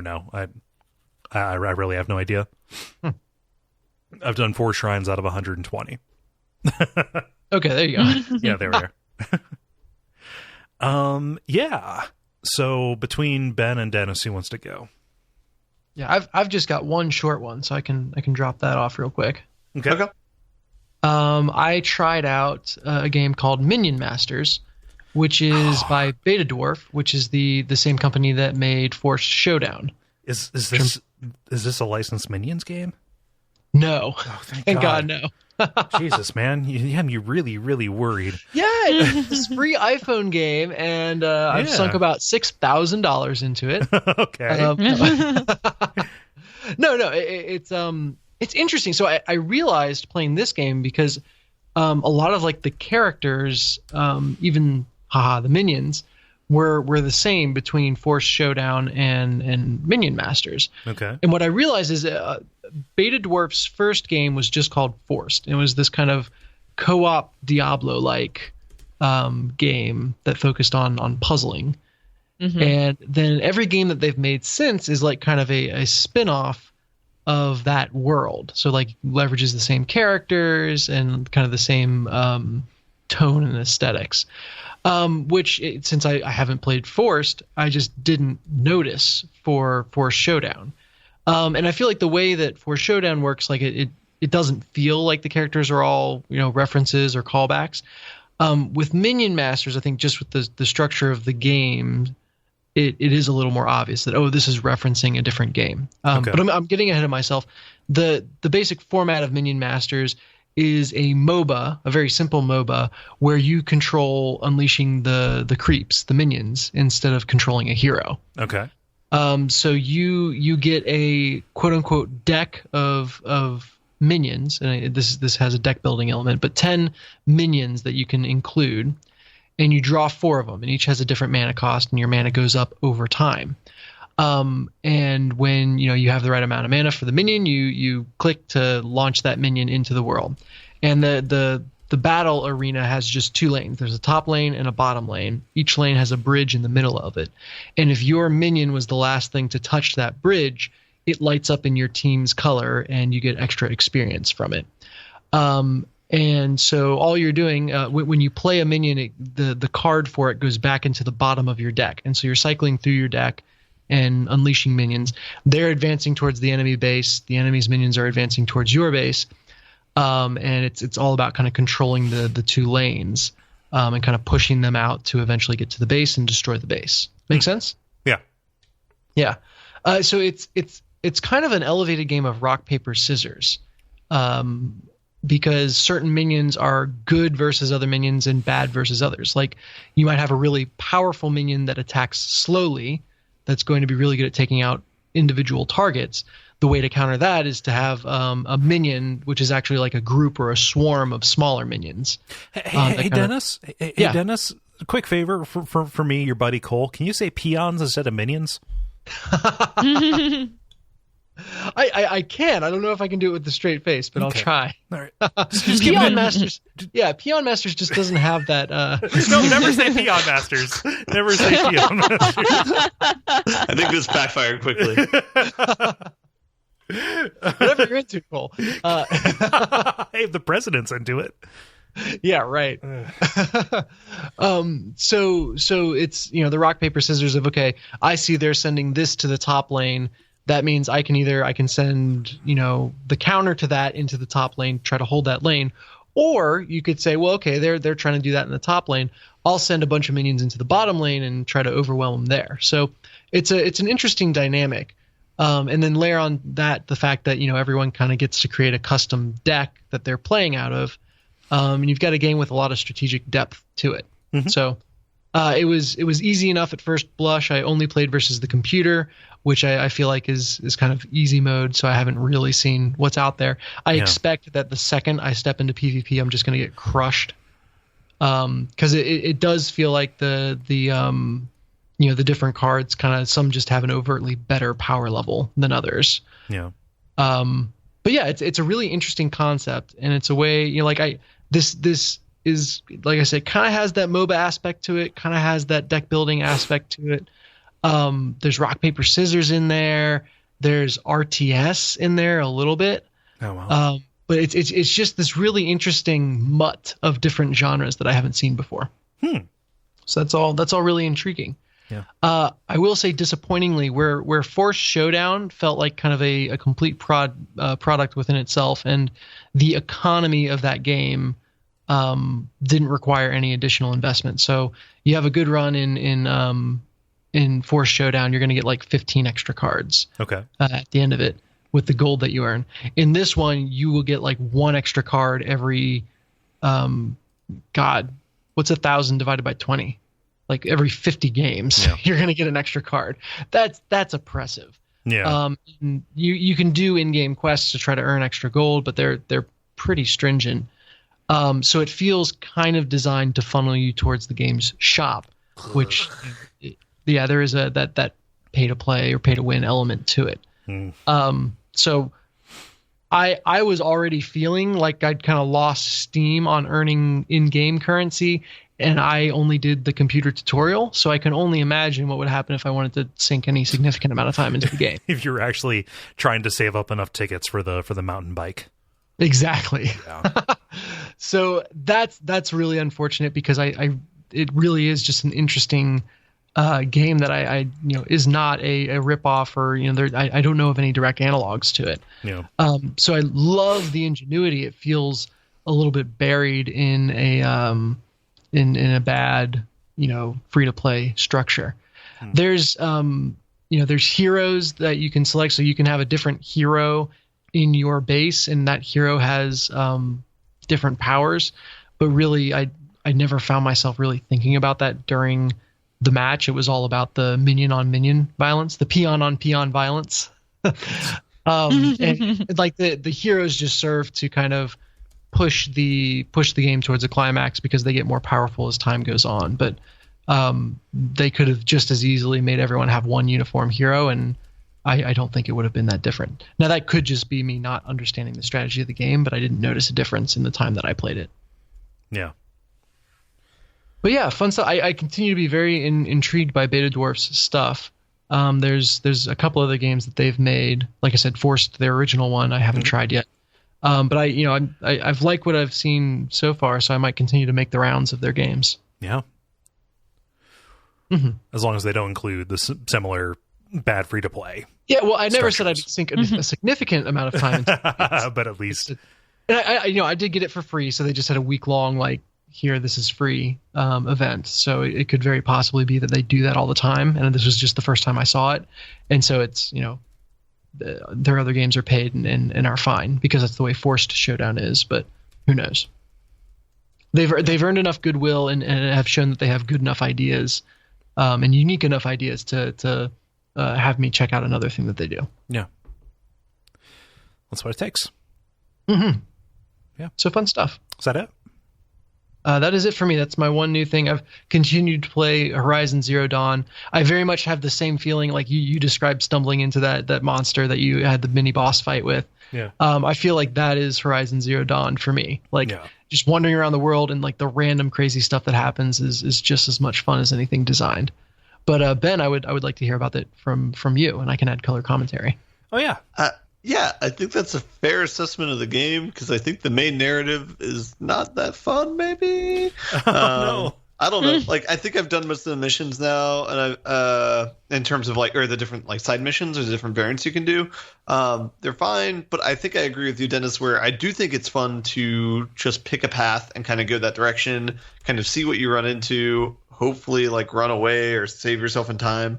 But I don't. One of the things I'm kind of disappointed by, so like they give you abilities of how you can kind of like tame some of the animals that you meet. I don't want to go in too detailed of it because I don't want to spoil anything. But one of the things I disliked about it is there's not really a lot of variability in what powers they give you. It's just kind of a blanket power, and it doesn't really feel to me the way that they just give you like 4 or 5 at once, and like some of them are kind of even useless. Well, no, I'll say more about that because you can tame different animals that are machines that then serve as your mounts that you can ride around on. Sure. And you get some that are like lance horns that have these big prongs on their heads, or like these whatever things that and it looks like when you ride them, like you should be able to like bowl people over, or like get them to use their horns to attack, and then you hit the R1 button, which is the attack button, while you're riding them. And everything that I've ridden to date just does the same old like rear up and paw, trample the enemy attack. And that felt like a missed opportunity. Yeah, exactly. Because it's like there's 2 modes. Either it turns friendly and maybe it'll attack other things if there's anything else in the area, or you can hop on and ride around. The hop on and ride around is nice, but given how like variable the creatures are, it would be like a lot more interesting if those like abilities were more varied and more unique. Now, have you realized yet that when you're riding around on a machine, you need to be running over every poor real animal that you can get your hands on? Wait, they're real animals? Yeah. Okay. There's boars and foxes and bunny rabbits, and you get 40 experience for killing one in one hit with an animal. So if you're going from point A to point B and there's a boar on your path, like you better believe you should run that sucker over. Yeah. Gotta level up, dude. Gotta do the grind. Gotta commit to it. If the controller vibrates while you're riding around on a mechanical T-Rex, is that called haptic feedback? I'm sorry, Kole, I can't. Sure, okay, that's fine. I feel like I was really light on those this week, so it's just continue. Pretend it never happened. So I mean the world still is cool. Like a lot of the environments are really cool. The robots are cool, but that's just like about it. Like the story is not that interesting. I did just get to a narrative that kind of might be explaining more about the like the culture and kind of what happened before. So I still need to finish that out before I can say more about it. Is it in the really tall tower? Possibly. It's in the corner of the map. Okay. You and I, top left corner? Yeah. Okay. I think you and I might be right at the same place in the game then, because I just got a big narrative dump.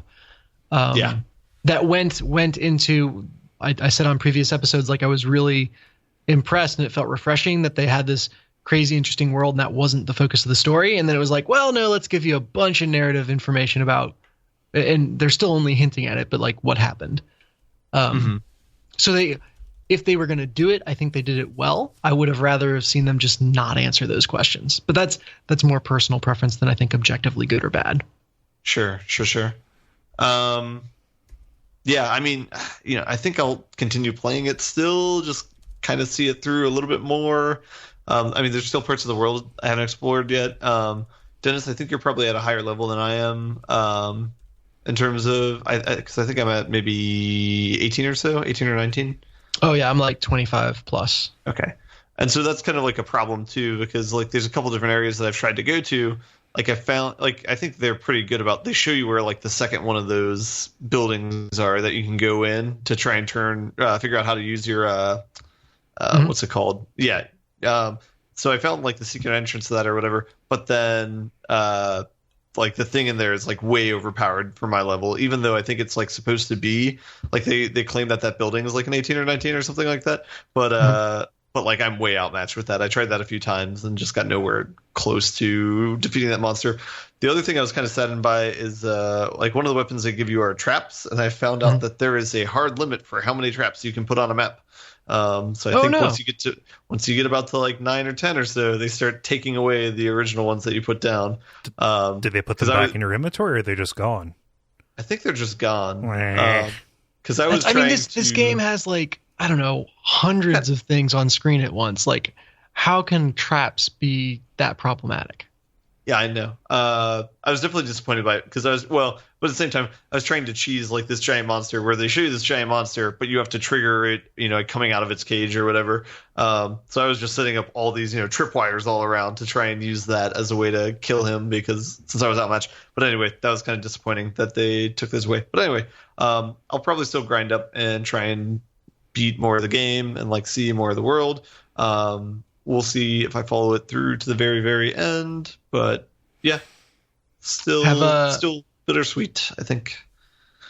Have you played around with photo mode at all? No, not at all. I did not even know there was a photo mode in the game. Oh my god! You're gonna have so much fun. Is it the menu? Is it? Yeah, you pause the game at any point with like the start button. Pause the game, and photo mode is just one of the options. Gotcha. And so you can change like the scene freezes, and then you can like rotate the camera and move the camera within the scene in a pretty wide radius around Aloy. And then you can change everything from like the time of day to the filter on it to like the camera angle, kind of like the roll, I guess, of the camera. It's got like depth of field and f-stop values. I think it's f-stop values. Yeah, anyone who knows photography knows. Okay, good. Yeah. So there's like really detailed controls in there to get the shot that you want. That's cool. And that's nice. That's my trap. I'll play it until midnight and be like, all right, I should really go to bed, and then be like, well, maybe I'll just do one photo, and then an hour later, I'm still got to commemorate the occasion. Yeah. Exactly. I think that sounds cool. It's definitely playing to the strength of the game, where like the world is very cool looking. So that's all I have on that. Do you guys have any questions on that? No. Okay. So segueing into a game that I did see through to the end, I ended up beating Antichamber this weekend. Oh yeah, it's pretty great. Game is pretty awesome. I can't think of another game that's similar to that game, so it's cool to see a game that's that unique. Like overall, the puzzle elements are good. They're not like great because it's like a lot of them are very tricksy and maybe not well scaffolded. But I mean, that said, it still is a really fun game. It's definitely mind-bending. It's a game that's far more creative than I would ever be able to do something like that. You walk into any room and like more thought has been put in that room than like anything you could come up with in a couple of years. Yeah. So it's amazing that they were able to squeeze that many like original ideas into a single game. So that I definitely appreciated that. I had fun playing around. Basically, there's defined places where your abilities will expand and you can do something new, and so it's fun seeing that evolve. And the control system is pretty simple as well. It's like you're only using, I think, 3 buttons on your mouse, and that controls like all the different functions that you can do. So it's very compact. But yeah, so that was a very enjoyable experience playing through and beating that game. Yeah, I don't know how much to say about that. Kole, you've played this game, right? Yeah, so when you say beaten it, you got credits to roll, or did you do all of the, did you fill in all the squares? I got credits to roll. I will have to go back and see if I filled in all the squares or not. I don't really care enough to fill in all the squares. That's the thing. That's where I got to. Like, I got a lot of them. Yeah, you get a lot of them over the course of finding the key like different gun modifiers that you need to affect the world, and the correct ways to get credits to roll. But yeah, it strikes me as one of those things. I don't know this for sure. It seems like the kind of game that would make one of them inaccessible just to fuck with you. Or just very like esoteric the way that you would get it. Yeah. Like that sounds like I have a negative opinion of the game, and I don't. I think that it's, you know, like you said, it's unique. There's very little that is like it in the world, and so like go for it, play it. But like being completionist about it does not seem like a fruitful way to approach it to me. Yeah. I think one thing that I found interesting, or one thing that I noticed while playing it this weekend, is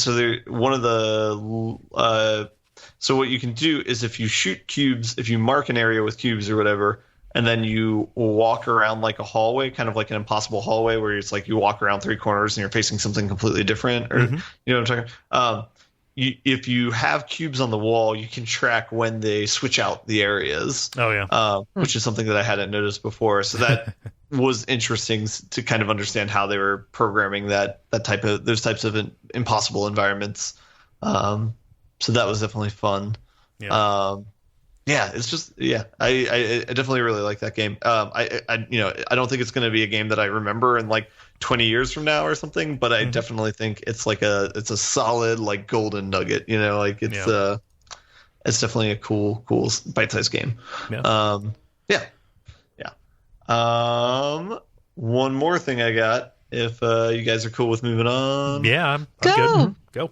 The last thing I got is on Friday this last weekend. I streamed a little bit of a Portal 2 map. So one of my coworkers made a Portal 2 puzzle, and for fun, what he does is he tries to get people to solve it, and he just watches them solve it. He doesn't give them any hints, and he'll talk to them about like whatever they want to talk about or whatever. But he and then he uses that information to try and refine it and make it a little bit better. So I played it for maybe he's about like you.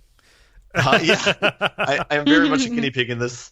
So I played this for about 3 hours or so, and maybe only got a fourth of the way through a puzzle. It's all done through the Portal like puzzle maker thing that they have bundled with the Portal 2 game. So that was interesting. But the cool thing about it is that was the first time that I was able to use OBS, and so I streamed from my computer. And I streamed it on my Twitch account, so that was like a big step for me. So that was definitely enjoyable to do that. Yeah, and I even like talked in the microphone and stuff, which I typically don't do my stream. So I was trying to be a professional streamer for once. Was that a good experience? Yeah, it was a lot of fun. The only downside was so my coworker. Part of the reason why I did this, my coworker typically will stream on the weekends too, and so like he'll have a group of people who watch. So he was streaming my playthrough through his channel as well. So like. So the only downside was the people who were watching on that had about maybe like a 30-second delay or so. Okay. So there's just a little bit of time between feedback of when someone would write something and when we could respond to it. So that was kind of like the only annoyance. But yeah, I mean, it was definitely fun to get to the point of the puzzle where I got. About a fourth of the way through, you get to what's called the death room, where there's a bunch of turrets, and there's one spot that you can portal into this room at, but that's not the safe spot.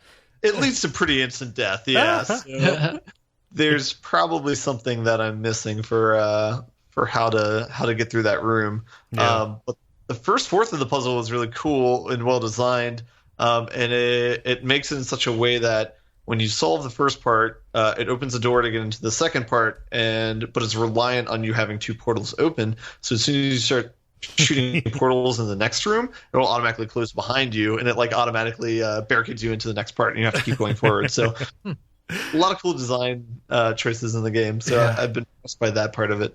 I love antagonistic level design. Back around the time when Mario Maker came out, it was really fun to watch.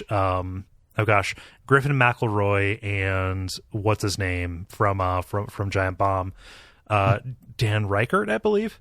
They were exchanging just impossible Mario Maker levels back and forth with each other, and just watching them try and beat each other's shit was incredibly fun. And it sounds like this is a person who tried to do you violence, but actually didn't end up breaking you. It sounds like you have a pretty positive estimation of it. Yeah, it was fun so far. You're allowed to also drink beers while you solve it too, so that makes it easier. You don't really get as frustrated. I was able to break his level once with or being able to like cheat around something. But then like he later remembered that he had already made a patch for that in a different version of the map where he had found that out before, so it was kind of like a fake break. But yeah, I think so I'll probably play that again. Maybe, I don't know if I'll play it this weekend, but maybe the next weekend. So that's something I look forward to doing again. And yeah, and I definitely like streaming too, so I thought that was a lot of fun. Nice. Yay! But, yeah. That's awesome to hear. Only other thing I got is Rocket League. Same old. Of course. Still fun. Yeah. Yeah. Gosh, why are so many good games out? This is such a weird March. Yeah, it is. Or weird April, I don't know. Weird Q1, let's say. Well, that sounds like everything. Do you all want to button it up? Buttons. Yeah. Thank you so much for tuning in to this episode of the level number 191. We really appreciate it. If you want to make me happy and you're in the upper Midwest, come out to the Midwest Gaming Classic. Gary and I will be tabling the entire weekend for Watch Out for Fireballs, and we have that live show on Sunday afternoon. It'll be a good time. We would love to see you. Ben, Jala, you've been at these things. You know, is it a good time? Yeah. It's a good time. Yeah. There's tables to be flipped. Yeah, please don't flip my table. It'll have lots of expensive stuff on it. Yeah, Just that bring a sounded vaguely disinfectant threatening. wipe for the VR systems. Well, what's that you said, Ben? So just bring a disinfectant wipe for the VR systems that they have there. Yeah. Oh, Just sure. get one of those. You remember when you were in middle school and there were fundraisers and it's like, oh, the top prize, you get to spend 30 seconds in the money room, and they blew the money around. It's like that, but with Purell. But for this show, we would really appreciate if you told your friends. That really does help us out. We don't advertise the show except by mentioning it on other shows on the network. And word of mouth is how we live and die. We also have the Patreon, which is a tremendous help in addition to that. And just general iTunes ratings, reviews. Is there anything I'm forgetting? No. All right. So I've been Kole Ross at Kole Ross on Twitter. I've been Dennis Furia at DFuria on Twitter. I'm Jala-chan in places. I'm Ben Merkel at Merkelizer on Twitter. And stick around for some titles.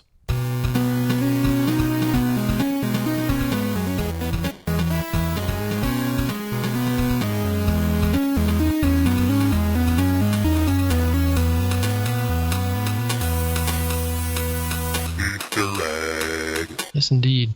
I realize, Ben, I haven't checked for your Twitter in a while. I don't know if I'm missing anything new. Did you That twitch? makes two of us. No, just your November 9th. Yeah. I think that tweet has stood the test of time. Yep. No, it is as true today as it's ever been. November 9th. What happened right around then? Yeah. So I didn't write anything down, so I'm relying on you all. Oh no, I don't have my phone on me. Okay, so I'll fire some off. Okay. Werewolf and Left Eye. Okay. Grand Theft Emo. Okay. Ironically dumb as hell. Okay. I totally spaced on your family, dude. What's that from? Talking about Papers, Please. Yeah. Oh, right. Peon Masters. And finally, whatever you're into, Kole. Okay. Ben, did you have anything? I had Breath of the Wild Fresh Air. Yeah, I wanted to have something about the breath of fresh air as well. When so, did I okay, there we go. You said it was a breath of fresh air, and I wanted to say, like, interject something, but I couldn't come up with anything good. Oh, so, okay. Yeah. I like so Peon it just Masters. passed. Yeah. Peon Masters is pretty good. Okay. Peon Masters, let's do it. Okay. There we are. How many E's is that going to have, Cole? Just one. I'm going to hope that people sound it out, and if they don't sound it out, it'll sound innocuous until they get to that part of the episode. I would just say this is the internet. People don't need that much help to get there.